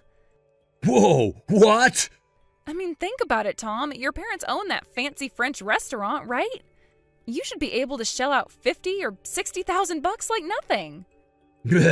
I guess you kinda have a point. If it's my kid, I should probably step up and take responsibility and all that, huh? I'm so glad you understand. Oh, what a relief. Okay, I'm gonna go ahead and text my husband to tell him I'm divorcing him. Thanks, Tom. Hi, Norm. We need to talk. It's important. Mallory? What's the matter? You sound so serious. I want to get divorced. What? Yeah. I've been cheating on you with another guy, and the baby is his. Another guy? I'm only 10 weeks along, and since you've been gone for 7 months, that means it couldn't possibly be yours. So I want a divorce. Now. My boyfriend is going to pay all the expenses for the divorce, so please, let's get this over with as quickly as possible. I'll go ahead and pick up all the forms that we'll need in town tomorrow. You know what? Nah, I'm not gonna divorce you. What? You're joking, right? Nope. I'm dead serious, Mallory. This isn't something I'm gonna let you get away with so easily. This is your boyfriend's kid, right? You know, the guy you were cheating on me with? As your husband, I have the right to know who he is, and you're gonna tell me everything I need to know to find him. But... Seriously, Mallory, did you really think I'd divorce you quick and easy? Is that how you imagined this conversation happening? But what's the big deal? My boyfriend is gonna pay whatever you want in damages for breaking up our marriage. Why do you need to know who he is? You want to know why? I'll tell you. Because the thing I'm most concerned about right now is knowing exactly who is responsible and making sure he gets what's coming to him. This isn't something that you can just make disappear with a big stack of cash.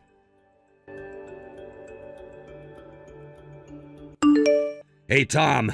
Mallory just texted me now saying she wants to divorce. Apparently she's pregnant with her boyfriend's kid. Did you hear anything about that? Yeah, I sure did. She just texted me a little bit before she texted you. She said she was sure the kid's mine, though I'm pretty sure it isn't, and she also admitted that she was married. She also said she was going to divorce her husband and wanted me to pay all of her legal bills for her. Seriously? Good grief. Oh, and for the record, she's trying to keep the father's identity a secret from me. She won't tell me who he is. Huh, that's interesting. I kept trying to pry it out of her, but she wouldn't budge. All she would tell me is that she's in her 10th week of pregnancy, so if that's true, then that means it's definitely not mine, seeing as I haven't seen her in 7 months. Man, 10 weeks. Which brings us to a new problem. There's a possibility that the child might be yours, Tom. Nah, don't worry about that. It ain't mine. You're sure about that? What makes you think that way? If you want, I'll take a DNA test to prove it, but I'm telling you, I'm 100% positive that the kid's not mine. Scratch that, 1000% positive.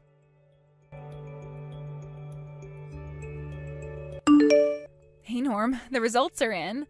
I got the paternity test, and it says that the kid isn't yours. Are you happy now? Is that enough for you? Now come on, divorce me.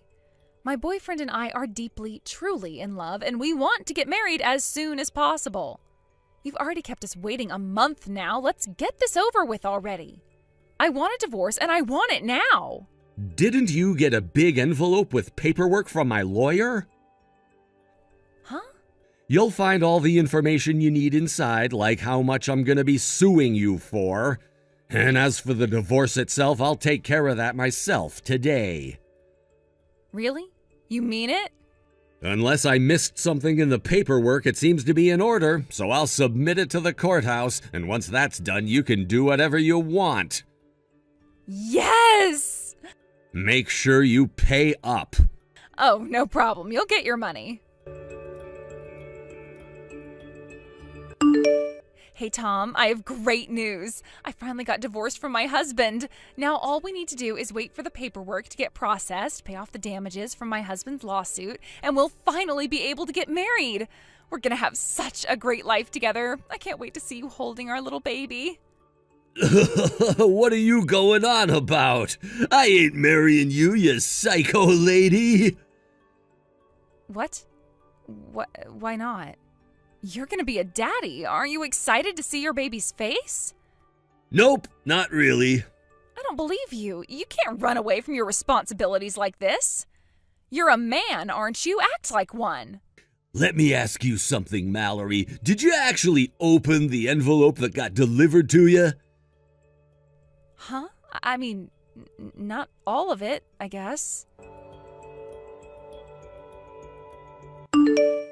Tom, I thought that was part of the paternity test results. What the hell, Tom? You're infertile? Yup. And not just any kind of infertile. The you will never, ever, ever, ever have biological children kind. This can't be. This may be the first time I've told you, but you remember my parents, right? The ones who you were banking on getting to pay your legal bills for you because they own a fancy French restaurant? Well, I've cut ties with them. What do you mean? It all started when I first found out I was infertile. What happened? That restaurant's been in my family for generations, and since I was the firstborn son, I was supposed to be the next owner after my dad dies. I was even engaged to a woman who was prepared to take on the responsibility of helping me run it. But both of our parents demanded we get a prenuptial agreement that included a bunch of tests, including STDs, genetic diseases, and fertility. And as you saw, the result came back that I was infertile. Oh, no.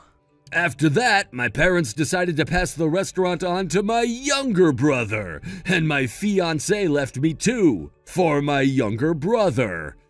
I was so disgusted to see how heartless everyone involved turned out to be, including my parents, my ex-fiancée, and my brother. So I disowned them, cut off all contact with them, and left town. That's insane. Why didn't you ever tell me that? I'm pretty sure I told you I don't have a relationship with my family anymore. And as for being infertile, well, we've never talked about marriage, so it never came up. It's kind of funny, actually, just when I was about to finally open up to you about it. An old friend of mine called me up one day and told me something I never saw coming, that you were married to him. And then just a short while later, you come along and tell me I'm the father of your baby. Is there any chance at all that the test was faulty and that you really aren't infertile? Nope, I did the test a second time right after the first to confirm it, and the one you're holding in your hands right now is the third one. And they all say the exact same thing. There's a number that should be a very big number, but it's actually close to 0. Oh. Which leads us to an unfortunate conclusion, that while your husband was away on business, you were fooling around with at least one other guy in addition to me. No, you don't understand. That's, Oh, and there's one more important thing I need to tell you. What now? Once I tell you this, I think things are gonna start making a lot more sense. Your husband, Norm, we went to the same high school. He was 1 grade ahead of me. What? Not too long after I had left home, I just so happened to run into Norm. This happened just before he got sent out of the state for work. We got to talking and we exchanged contact information. 3 months ago we were talking and I told him, by the way, I managed to get myself a new girlfriend recently. Then I sent him your picture and he said, that's my wife. That was when Norm started going scorched earth on you. He hired a private detective and everything. It didn't take long for them to find out what a slimy, disgusting woman you are. And you're now finally reaping what you've sown. No. I can't believe it. I had no idea that was going on. Hey, Norm, I changed my mind. I don't want to get divorced after all.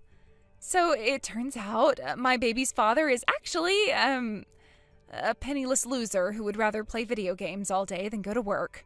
He's up to his eyeballs in debt, and he can barely hold down a job since he calls in sick so often. And I count on someone like him to take care of me and this baby. When I figured that out, I thought I would have Tom be the father instead, but...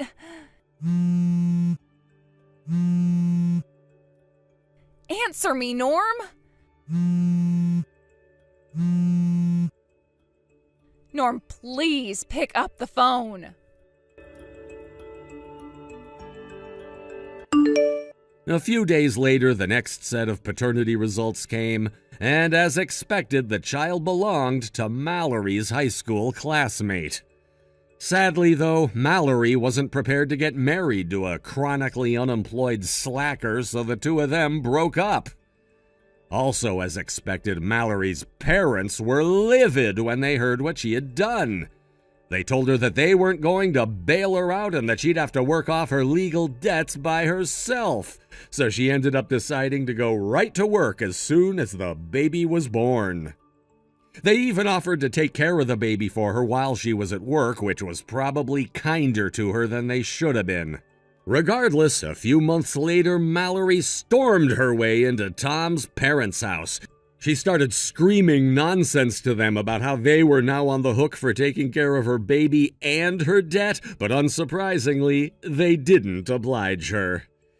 After that, Mallory's parents realized that she was beyond their help, legally removed the baby from her custody, and had her sent off to a company with employee dorms and a thorough re-education protocol.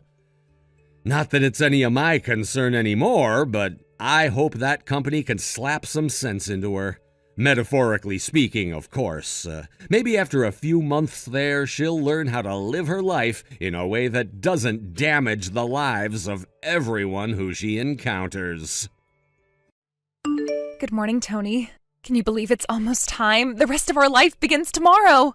Morning, Carly. Yup, it really is tomorrow. Ain't it crazy how quickly it came round? By the way, Carly, I'm sorry to keep asking you this, but are you sure you're really okay with our wedding being so small? Are you really bringing this up again? I'm not in contact with any of my relatives, and I haven't been back to my hometown in over 10 years, so there aren't many people I can invite. Why do you keep raising this issue when I've already told you this? I don't see the point in having a huge, extravagant ceremony where most of the seats are empty. I see. Yeah, you're right. Sorry for bringing it up again. I'm a one-time divorcee with a kid, but this is your first marriage. I hear all the time about how much women love having huge weddings, and I guess it just played on my mind. I don't want you to be disappointed, that's all. It's fine, really. Sure, there are girls like that out there, but I'm not one of them. For me, a small ceremony with just me, you, and your friends and family is enough. I promise you I won't complain, Tony. I wouldn't like having lots of people fussing over me anyway. I've always been the shy type, you know? Got it. I really am sorry I keep bringing it up. I won't mention it again. It's fine. Don't worry about it. I know you only do it because you care. That reminds me, will you be bringing Beth with you tomorrow? No, I decided against it in the end. She'd probably be grouchy if I woke her up that early. I think aligning her with my schedule would be too stressful. I dropped her off at my folks' place in the next town last night, and they'll be bringing her with them in their car tomorrow. Besides, I wouldn't know the first thing about getting a little girl dressed up for a wedding. I feel much more at ease knowing my mom will be dealing with all that. Can you imagine me trying to do her makeup? Now that you mention it, I think it's for the best. I guess your folks having her works out for everyone, what with me and you being so busy. All right, see you tomorrow. Yep. Remember, we're all meeting up at 8 a.m. outside the venue.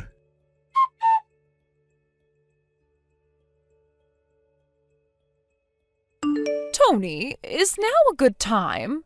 Oh, hey, Mom. Sure, I'm not too busy right now. Is Beth behaving herself?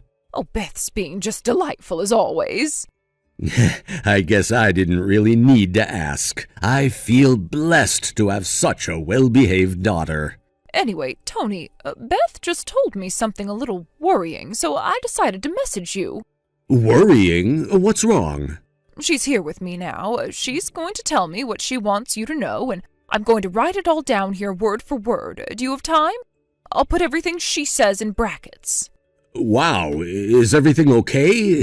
This sounds serious. Sure, I have time. Go ahead. Dad, you can't go outside tomorrow. Why not, Beth? You do know your daddy's getting married tomorrow, right? A girl was looking at your girlfriend with a sad face. A girl was looking at my girlfriend with a sad face? What's that supposed to mean? You can't get married tomorrow. Carly's a liar. Beth! What are you talking about, honey? Tony? Mom, is that you? Yes. What the hell is Beth talking about? I don't understand any of this at all. I know she's never been Carly's biggest fan, but isn't this all a little nuts on the day before our wedding? What's gotten into her? Listen to me, Tony. Did you make sure to find out about how Beth felt about you and Carly getting married?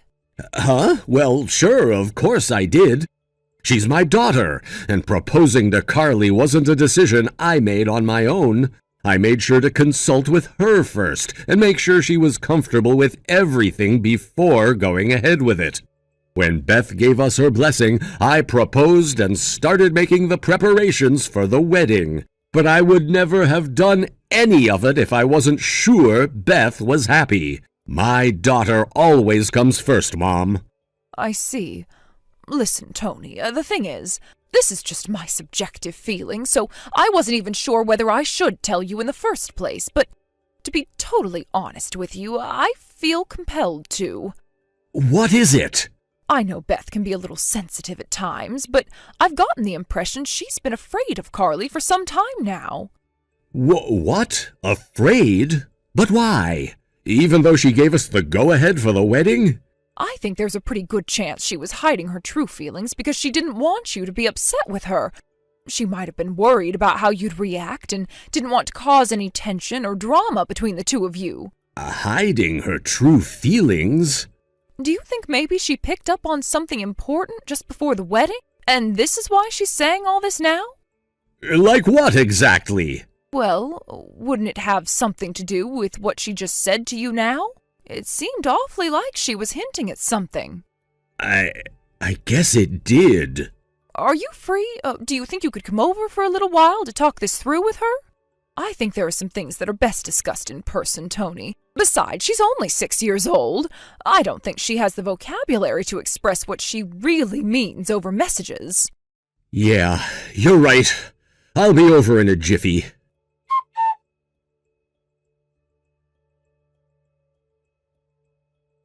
Tony, I was confused when you showed up at my house out of the blue, but I never expected you to call off the engagement. What the hell's gotten into you? We're supposed to be getting married tomorrow. I'll be calling the venue first thing tomorrow morning to let them know the wedding's off. No, wait, you can't do this to me. Why? I don't understand. You mean you can't think of any reason whatsoever why I'd want to break things off with you? Huh? What's that supposed to mean?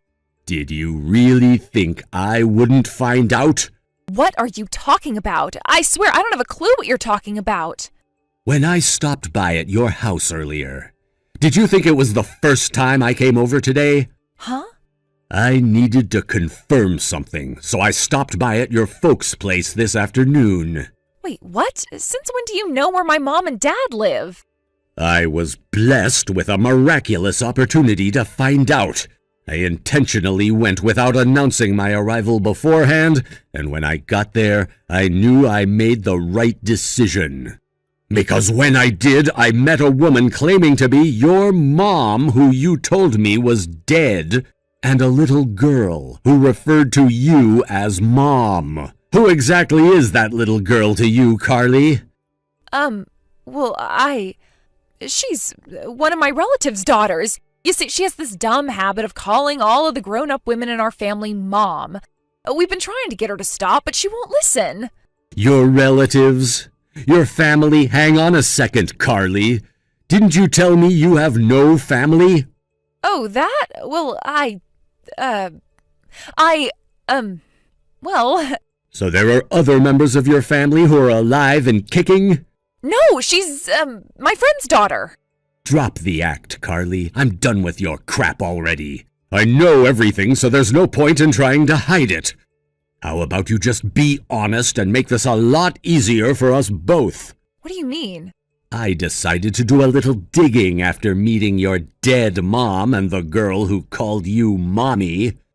Digging?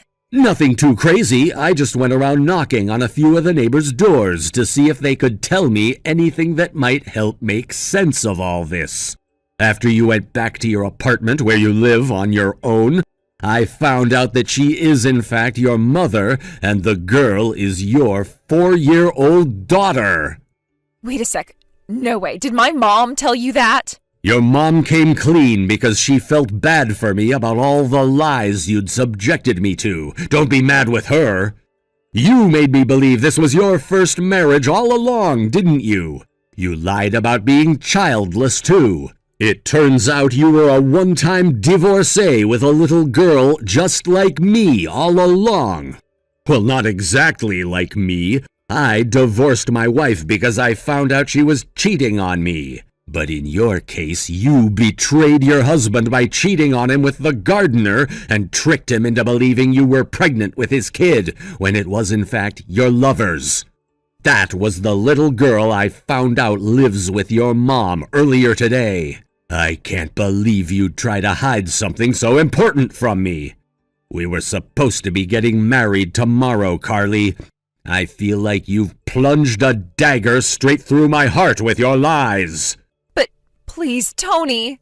Is it true that the only reason you ever wanted to marry me was because you knew my family comes from a long line of rich banking magnates, and I'm set to inherit their massive fortune when my dad dies? Oh my God, she told you that too? Holy crap, can you believe I was gonna marry you tomorrow? I would have actually gone through with it if no one had told me about your suspicious behavior. Talk about dodging a bullet.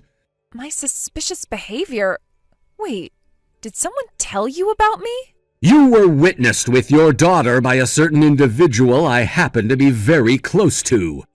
That person saw your daughter calling out to you over and over again, "Mommy, Mommy, Mommy."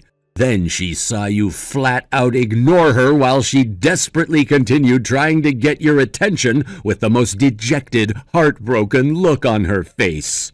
What? Someone saw that? Yes, and you should know we're not just talking about once or twice here. This is just a guess. But do you think maybe your daughter felt like you were abandoning her so you could marry me? In her eyes, I'm sure I was just some strange old man. Anyway, that was my hunch, and I trusted it. So I decided to go ahead and get the evidence I needed to prove it. After finding out about all this crap, there was no way I was ever gonna go through with the wedding, so I naturally broke off the engagement. Who saw us? Who told you all this? That's gonna have to be a no comment. What? But why? Why do all my secrets have to be exposed? Why won't you tell me yours? This isn't fair. This isn't a game, Carly. I have no obligation to tell you where I heard any of this. But you did have an obligation to tell me about your past, given the fact tomorrow was supposed to be our frickin' wedding day. Besides, I can't risk telling you who spilled the beans to me because I know you might try to get revenge. I'm keeping my mouth shut for their safety, and it's really important to me to protect them from any potential backlash. If you knew who it was, things could get messy, and I don't want to put them in a tough spot. You hid things from me that you had no right to hide. Marriage is about openness and honesty, and I can't spend the rest of my life with someone who can't even do the basic decency of telling me they have a daughter. If you're still confused, I suggest you have a long, hard think about what you've done. Who knows? Maybe you can use this as an opportunity to become a better person and avoid screwing up so badly with whoever comes next. I can't believe this. Why are you making such a big deal out of it? Sure, maybe I wasn't totally honest about everything, but we're supposed to be getting married tomorrow. Can't we just let bygones be bygones and focus on the future, on the rest of our lives together? What are you talking about? Are you insane?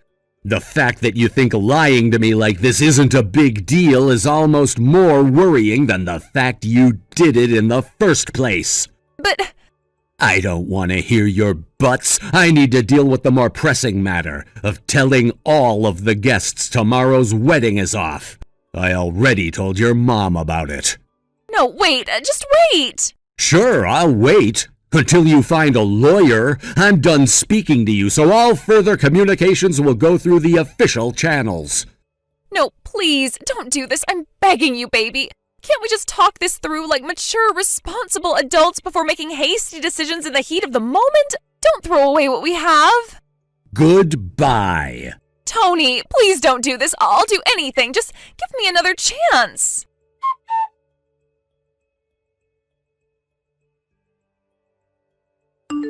Hey, Mom.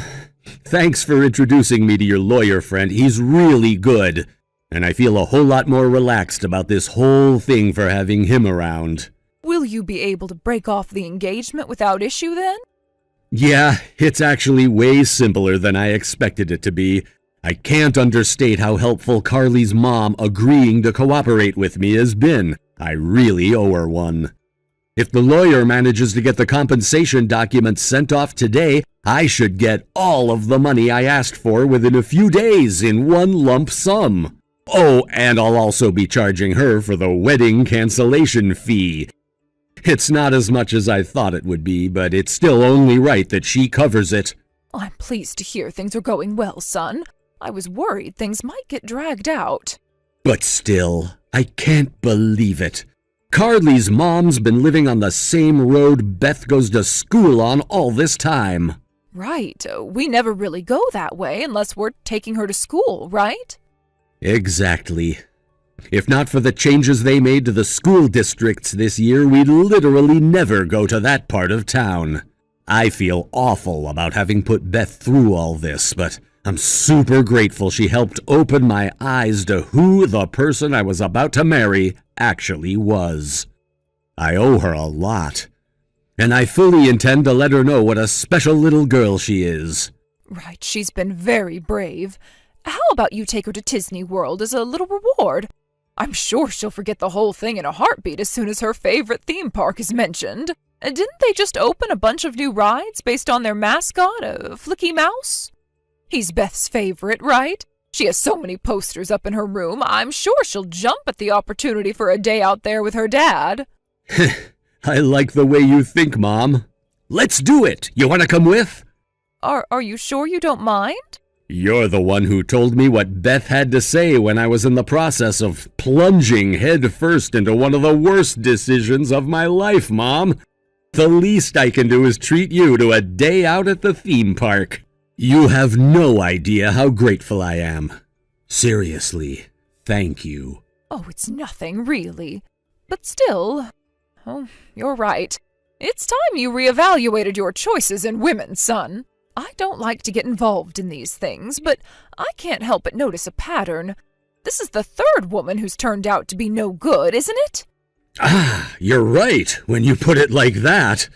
I know you'll probably be focusing on looking after Beth for the time being, but mark my words, son, if and when you do find another girlfriend, I'll be hiring a private investigator. I'll bear that in mind.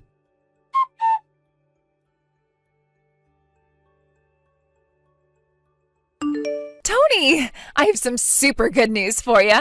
It turns out we can get married now. I put my daughter up for adoption. There's nothing standing in the way of our love now, so what do you say? Let's get married. Oh, by the way, where are you living these days? I stopped by your apartment, but it was totally empty and had a for rent sign outside. I spoke to one of the neighbors and they told me you moved a little while back. Hello? Are you there? Go on, tell me your new address.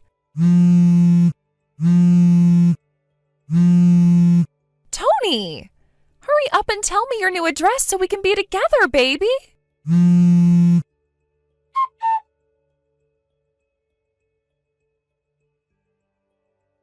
It's been a few months since the divorce now. As you saw, apparently Carly put her daughter up for adoption. My jaw almost hit the floor in stupefaction when I read the messages, so I decided to have the lawyer I used at the time of the divorce get confirmation from Carly's mom just in case. We found out that it was, in fact, Carly's estranged mom and dad who encouraged her to put her daughter up for adoption, because they knew better than anyone how unfit she was to be a mom. It seems like Carly was happy to get rid of her daughter, because she thought it'd mean me and her could get back together and we could finally get married. But by then, I'd moved back in with my mom in our hometown to focus on looking after Beth. I got a new job working from home from my laptop, and the three of us are having a great time together.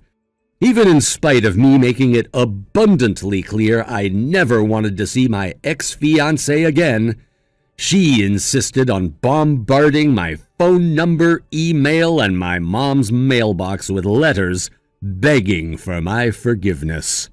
With that, I told my lawyer to tell her in no uncertain terms that if she carried on harassing me, I'd be forced to take legal action. That same day, Carly was being broadcast on local news, smashing up my lawyer's office with a sledgehammer before being tased by police and taken away in handcuffs. Something tells me her future ain't gonna be so bright. Thanks for watching, folks. We hope you enjoyed the video. Don't forget to like and subscribe if you did. Did Carly get what she deserved in the end? Let us know in the comments. We can't wait to see you again next time. Thank you for watching. Please subscribe and hit the like button. See you next time.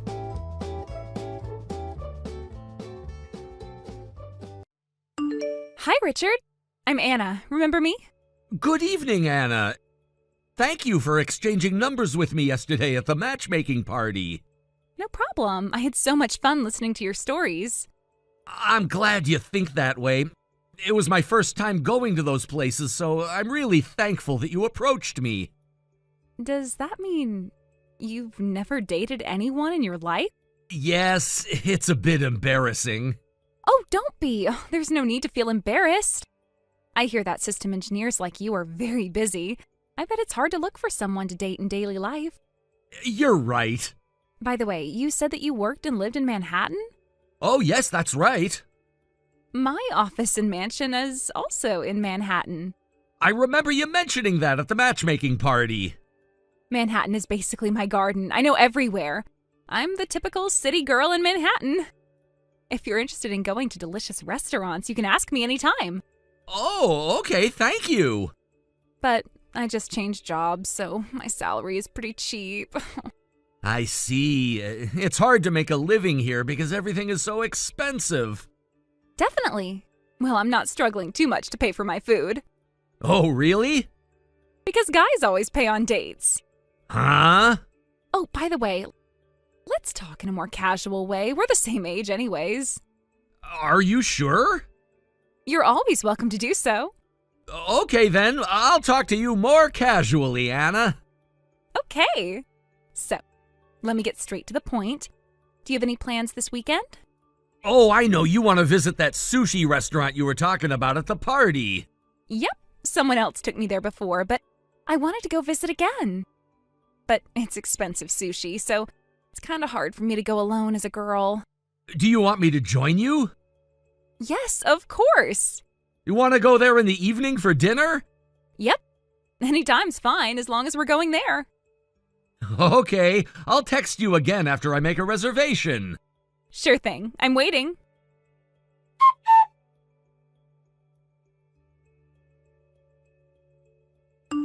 Hi, Richard. Auntie, hello. How was the matchmaking party? Great, I was able to have a better time than expected. I see. I'm glad to hear that. It was my first time organizing these things, so I was nervous, actually. It's part of the new project launched by your company, right? Yes, we've planned several projects already in the past, but the young employee who was in charge had to quit his job due to family reasons, and I suddenly became the leader. So I was super busy. I'm so glad it's over. Good work. By the way, any achievements? Achievements? I'm asking you if you met any potential girlfriends. Oh. Gosh, you are really bad at these things. You want to get married someday, don't you? Yeah, if someone's willing to date me, yes. Then put some effort into making a girlfriend or two. You're almost 29. One girlfriend is enough for me. Oh, no, it's just a way to say things. Oh, okay. Of course you should never cheat. Yep, I know that. Oh, right. There was a girl who exchanged numbers with me at the party. Wow. What is she like? She's the same age as me, and she works at a company located in Manhattan. Her name's Anna. Huh? Anna? Yep. You know her? It's hard to say. Can you take a look at this photo? That's Anna. Why do you have a photo of her? Oh boy, it's really her. What do you mean? The male staff of the matchmaking party told me to be careful. She's a red flag. Red flag? I guess she found a way to sneak in. Why is she a red flag? For example, when she's on a date and when the man wants her to pay half the bill and refuses to pay for her because of the high price, she would pretend to go to the bathroom and run away. She's that kind of person. Huh? She's the type who thinks men should always pay on dates. Girls shouldn't have to pay for anything. No way I'm paying half the price. That's how she thinks. And after she runs away, some of her dates were insulted via chat, saying, "I don't need a man who makes me pay half the price." She's horrible. Some of them had to pay for her French course meal worth $300 per person. That means he had to pay $600 total. That's harsh. Looks like there were many victims. Some were first-timers who she met at a matchmaking party. So that's why the staff warned me. But I never thought my nephew would be targeted. Oh, sorry. Well, I'm glad you got to find out beforehand. You should cut relations with someone like her. No, actually, I have a reservation tonight at an expensive sushi place. Huh? If I cancel now, it's gonna be trouble for the restaurant. Which sushi restaurant is it? You Sushi. I know the owner of the restaurant. Huh? Really? I'll contact the owner, so you go punish her. Huh? A party girl who misunderstands what ladies first means should be busted now so that she won't do anything worse. Auntie? Bust her, Richard. Here he comes. Huh?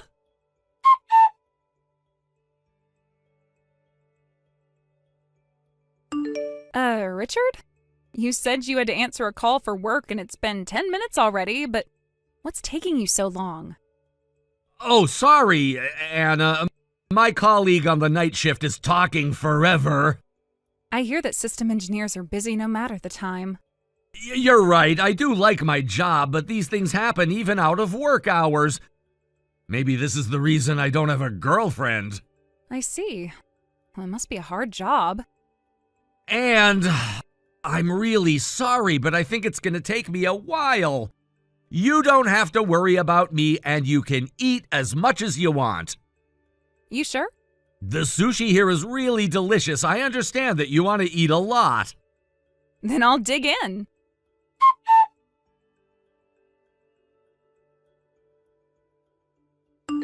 Richard, how's it going? I've been ordering a lot and I'm having a feast right now. Oops, sorry. I'm done with my call, but I'm having an upset stomach. Huh? What's wrong? I think it's the milk I drank earlier today. Oh, are you okay? Well, I'm stuck in the toilet right now. You're here to eat. I'm sorry if I made you feel disgusted. Oh, it's fine. So, I guess you can't come back for a while? I can't go check on you in the male bathroom. You can keep eating. Don't worry about me. Really? Then I'll enjoy my feast.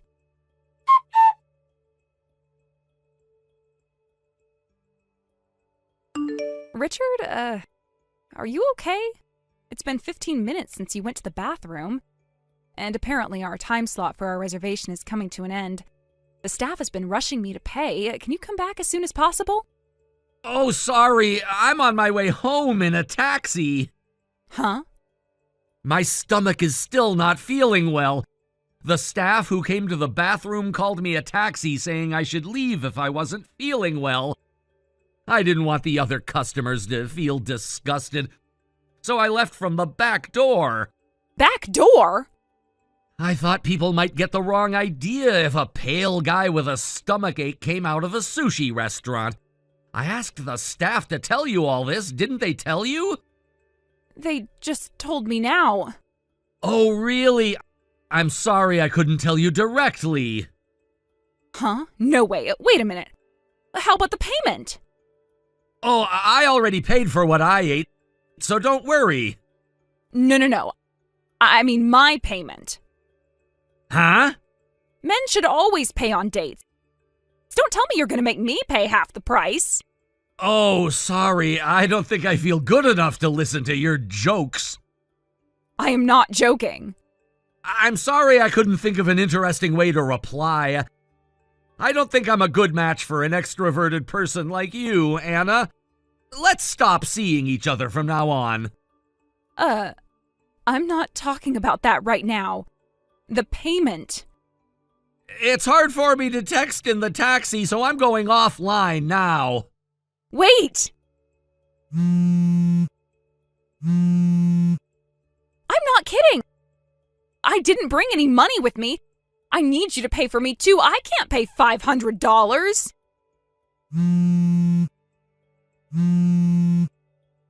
I need money.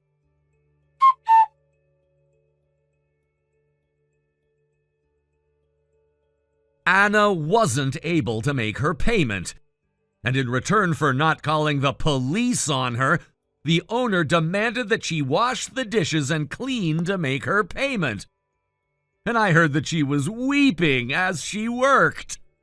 A few days later, my colleague told me that Anna was known to be a red flag among a specific group of people. And I can see that she had been messing up pretty bad.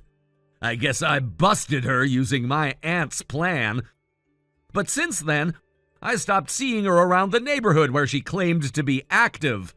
A few months later, when I thought things finally calmed down, I heard that Anna was arrested for dine and dashing.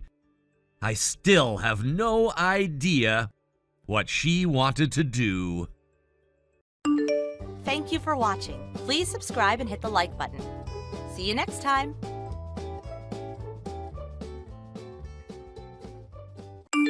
My, Lucy. I bet you weren't expecting this, but I just so happened to see you yesterday. You'll have to be more careful from now on. Excuse me? You saw me yesterday? Doing what? Oh, come on now, Lucy. Don't play dumb with me. You know exactly what I'm talking about. I saw you and a particular someone else walking through town last night. The two of you looked like you were having so much fun together. You were holding hands and everything. It would have been adorable if it weren't so scandalous. I have to say I'm a bit jealous. You have kids in middle school, but you're still just as active as ever. Yeah, I'm really not sure at all what you're talking about, Connie. For real, Lucy. I told you there's no use in hiding it anymore. I know everything. Every last thing. And what exactly is this everything that you claim to know? Are you really going to make me say it? Oh, fine. Have it your way, I guess. I know for a fact that you're having an affair with Jenny's dad. What? You mean Tom? I'll give you full points for audacity, Lucy. Having an affair with the father of one of your child's classmates? I can't even imagine how exhilarating that must be. Whoa, Connie, back up. What in the world are you talking about? You think that I'm having an affair with Tom? Is this some kind of joke? It's not funny at all. It's no joke, Lucy, and there's nothing you can say to talk your way out of this. I saw the two of you together with my own eyes. And if you don't believe that, then I've got pictures to back me up. So you've got pictures? I don't believe you. Let's see them. Check your DMs on Instagram. I just sent them to you. These pictures are all from behind. Yeah, and they're all I need to prove my case. This is you and Tom walking together. It's a fact.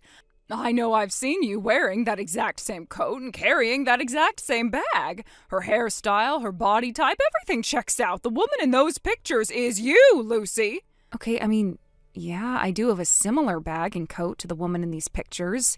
But it's not me, and I don't know who it could possibly be. Okay, so you're gonna plead not guilty, are you? Let's see your proof, then. Do you have any proof that you aren't the woman in these pictures? How about an alibi? If you weren't cheating with Tom last night, then what were you doing? An alibi? What is this, a criminal investigation? I don't know. My husband was working late last night, so he wasn't home. And my son went to bed at 9 p.m. like usual, so I guess I don't really have much of an alibi. Oh, so you don't have any proof. Looks like that means you are guilty as charged. You're a naughty, naughty girl, Lucy. You're married yourself and you're messing around with a married man? How utterly scandalous. Connie, you've got the completely wrong idea. That woman is not me. I don't know who she is. I don't know where that is. I don't know what time that was taken. I don't know anything.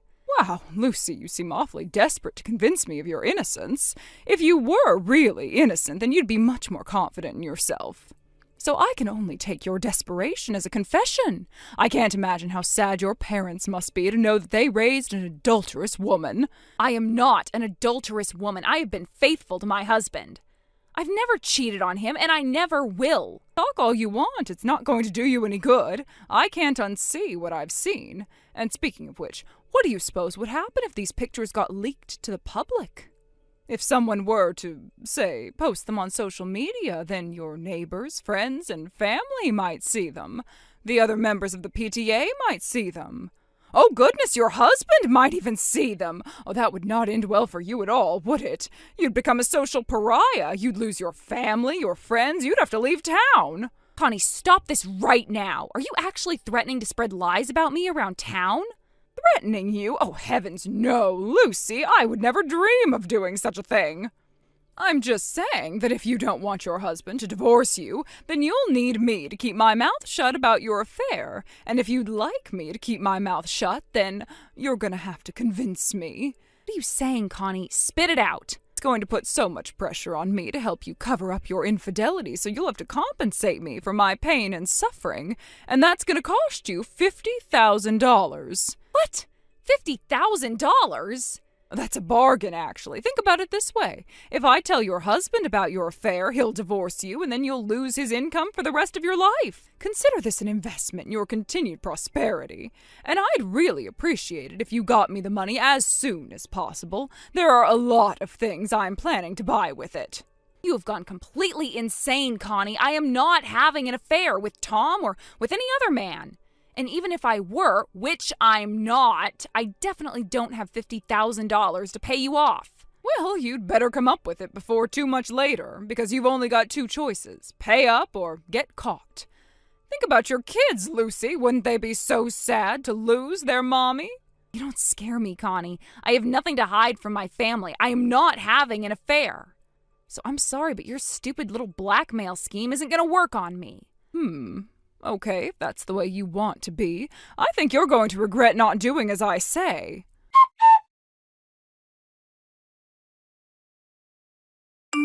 Connie, I am not going to tell you this again. You need to knock this off right now. Oh? What in the world are you talking about? You know what I'm talking about. I know that you're the one behind it. You've been going around telling everyone that I'm having an affair with Tom. Do you have any idea what your lies are doing to my reputation? It's only been a few days since you started your slander spree, and I'm already getting weird glances from people who I used to be friendly with. Slander? I have no idea what you mean. It can't be slander if it's the truth. All I'm doing is letting people know what kind of person you really are. They deserve to know the truth. They wouldn't want their husbands to be your next targets, would they? That's all lies, every last word. That makes what you're doing the very definition of slander. And that's not even the worst thing. I just got home a little bit ago, and what do you suppose I found? Someone had painted graffiti all over the front of my house. This stuff is never going to come off. We'll have to get all new siding. Well, if the shoe fits, as they say. If you don't want people writing, "Lucy is a home-wrecking cheater" on your house, then maybe you shouldn't have become a home-wrecking cheater. I told you, didn't I? You were going to regret not doing what I said. And now you're facing the consequences I warned about. You've still got the same two choices: pay up or get out of town. But I'm afraid inflation is hitting me pretty hard, so the original $50,000 price tag isn't going to cut it anymore. If you act fast, I'll do something about the rumors for the low, low price of $80,000. I figured you were bluffing earlier, so I just brushed it off as being empty threats, but you actually followed through? You've crossed the line, Connie. I can't believe that you would go and spread awful rumors like that without even doing the bare minimum to check your facts. How badly do you want to go to prison anyway? Prison? Oh, please. This is no laughing matter. You want to play rough? I'm game. You thought you could use those stupid pictures taken from behind to prove your case against me, but guess what? I've got some evidence of my own, and it's way more convincing than your pictures. What are you even talking about? I think all your adultery has scrambled your brain. Check your DMs, Connie. I just sent you a picture. Take a look. Okay, so there are two women smiling. Looks like they're at the beach. Who are they, and why did you send me their picture? Are you saying that you don't know who the woman on the left is? Take another look. No, I've never seen her before. It's interesting you would say that, because that is the woman that you saw walking with Tom the other night. And as for who she is, she's Tom's younger sister. What? Don't you get it? You claimed without evidence that the pictures you took were of me and Tom having an affair, but it was really just Tom and his younger sister. So, congratulations, you managed to get a snapshot of two siblings going out to dinner to catch up after not seeing each other for a while. Really, Lucy? Oh, this is getting pathetic. Did you actually think that this stupid little trick was going to work on me? All you did was search for a picture of some women on the internet and then made up a random story about her being Tom's little sister. If you're not careful, I might just have to bump up the price of my silence even more. You know what your problem is, Connie? You make massive jumps to conclusions based on the thinnest basis imaginable, or even no basis at all. Do you want to know how I know that's Tom's younger sister? because the person who sent me that picture was none other than Maria, Tom's wife. What? 2 nights ago, I went over to Tom and Maria's house and showed them the pictures you sent me. I told her what you were accusing me of and asked her who the woman in the picture was, and she told me she was 100% sure that it was Tom's younger sister. No way. You mean you actually went to their house? But why would you do that? What other choice did I have? The only way to clear the air and find out what the truth is was to go and ask them directly. I wasn't just going to stay locked up in my house in fear of what you were going to do to me. Oh, but that's just insane. You actually went to the home of the man you were having an affair with? Who does that? I don't know. You tell me. I wouldn't know what people who cheat on their spouses do or don't do, considering I've never cheated. No, I still don't believe you. You could still be making all that up. I mean, does Tom even have a sister? I've never heard anything about that. Well, that's not surprising, since Tom isn't originally from around here. His sister still lives with their parents in a neighboring state. She goes to college over there. She was in town because a friend of hers was getting married over here, so she was staying with Tom and Maria overnight. And that picture you took of them was when Tom came to pick her up from the wedding after the reception finished. And as for the coat and bag, that's just a pure coincidence. She just so happened to be using the same kind of coat and bag that I usually use. Considering they're from a pretty popular brand, that shouldn't come as too much of a surprise. I also had her ask Tom's sister to send me some pictures of her at the wedding with that coat and bag. I just DM'd you those pictures, so look them over and tell me if you still need more proof. Oh, would you also like to see a video of Tom and Maria sitting together on the couch saying that the woman in the picture is Tom's sister? I've got plenty more evidence where that comes from. What is with you? Why are you acting like you're some kind of super detective? Like, how could you possibly have gotten all that evidence together in just a few days? Oh, this is absolutely insane. Oh, would you like to know why I'm acting like a detective? Well, it's simple, really. I am a detective. What? A private detective, that is, but a detective nonetheless. No way. Surprising, isn't it? I don't really talk to people very much about it, and I suppose I don't seem the type, but it's true. I work for one of the largest private detective agencies in the city. I have a long career of digging up all sorts of information that people, companies, politicians, and more would like to keep under wraps. My specialty is actually looking into whether or not someone's spouse is cheating on them, so yeah, this is kind of my thing. I never expected that one day I'd have to use my skills to prove that I wasn't cheating on my husband, but I think the results speak for themselves. I'm innocent. This can't be happening. You're actually a private detective? I sure am. So, Connie, I think we need to have a little talk. We do? About what? Oh, you know, the way you saw Tom with another woman from behind and immediately assumed it was me and that I was sleeping with him. And then on top of that, you tried to blackmail me for $50,000. When I refused, you then started spreading untrue rumors about me, damaging my reputation. And finally, you spray-painted Lucy as a home-wrecking cheater on my house and demanded even more money. What are you going to do about all of that? Well, you see, the thing about that is, I guess I made a little bit of a mistake. A little bit, is it? And what was your mistake?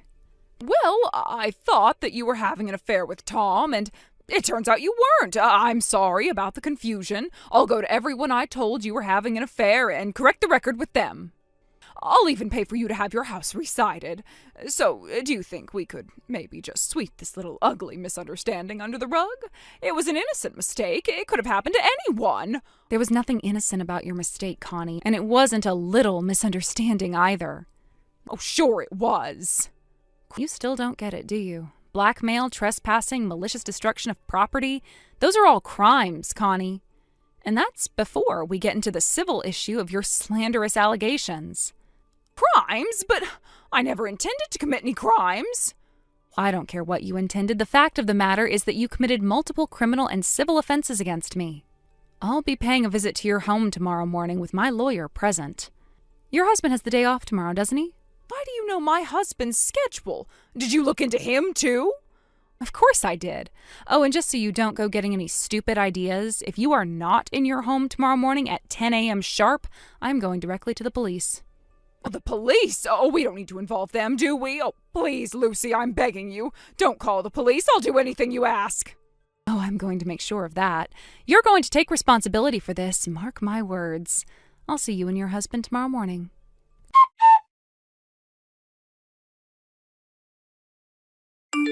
The next morning, just like I promised, I went over to Connie's house with all of the evidence I had collected. I showed it to her husband after telling him what his wife had been up to these last few days. He was absolutely mortified and offered me a profuse apology for his wife's actions. He told me that my anger was justified, but for the sake of their children, he asked that I please not involve the police. In exchange, he promised that he would make Connie go around and tell the truth to all the people she spread the rumors to, pay for the damage that Connie did to my house, deliver an in-person apology to Tom and Maria, and that Connie would never bother me again unless there was an emergency. And to her credit, Connie did fulfill her end of the bargain. However, somehow, word got out about how she blackmailed me. After that, she was the one getting funny looks from the neighbors, so they eventually moved to a different neighborhood. It's a shame, really. All of this could have been avoided if she had simply checked her facts. As for me, things mostly quieted down after that. I will say, though, this was quite an experience for me. I've never had to investigate myself for infidelity before, and I hope I never have to do it again. Thank you for watching. Please subscribe and hit the like button. See you next time.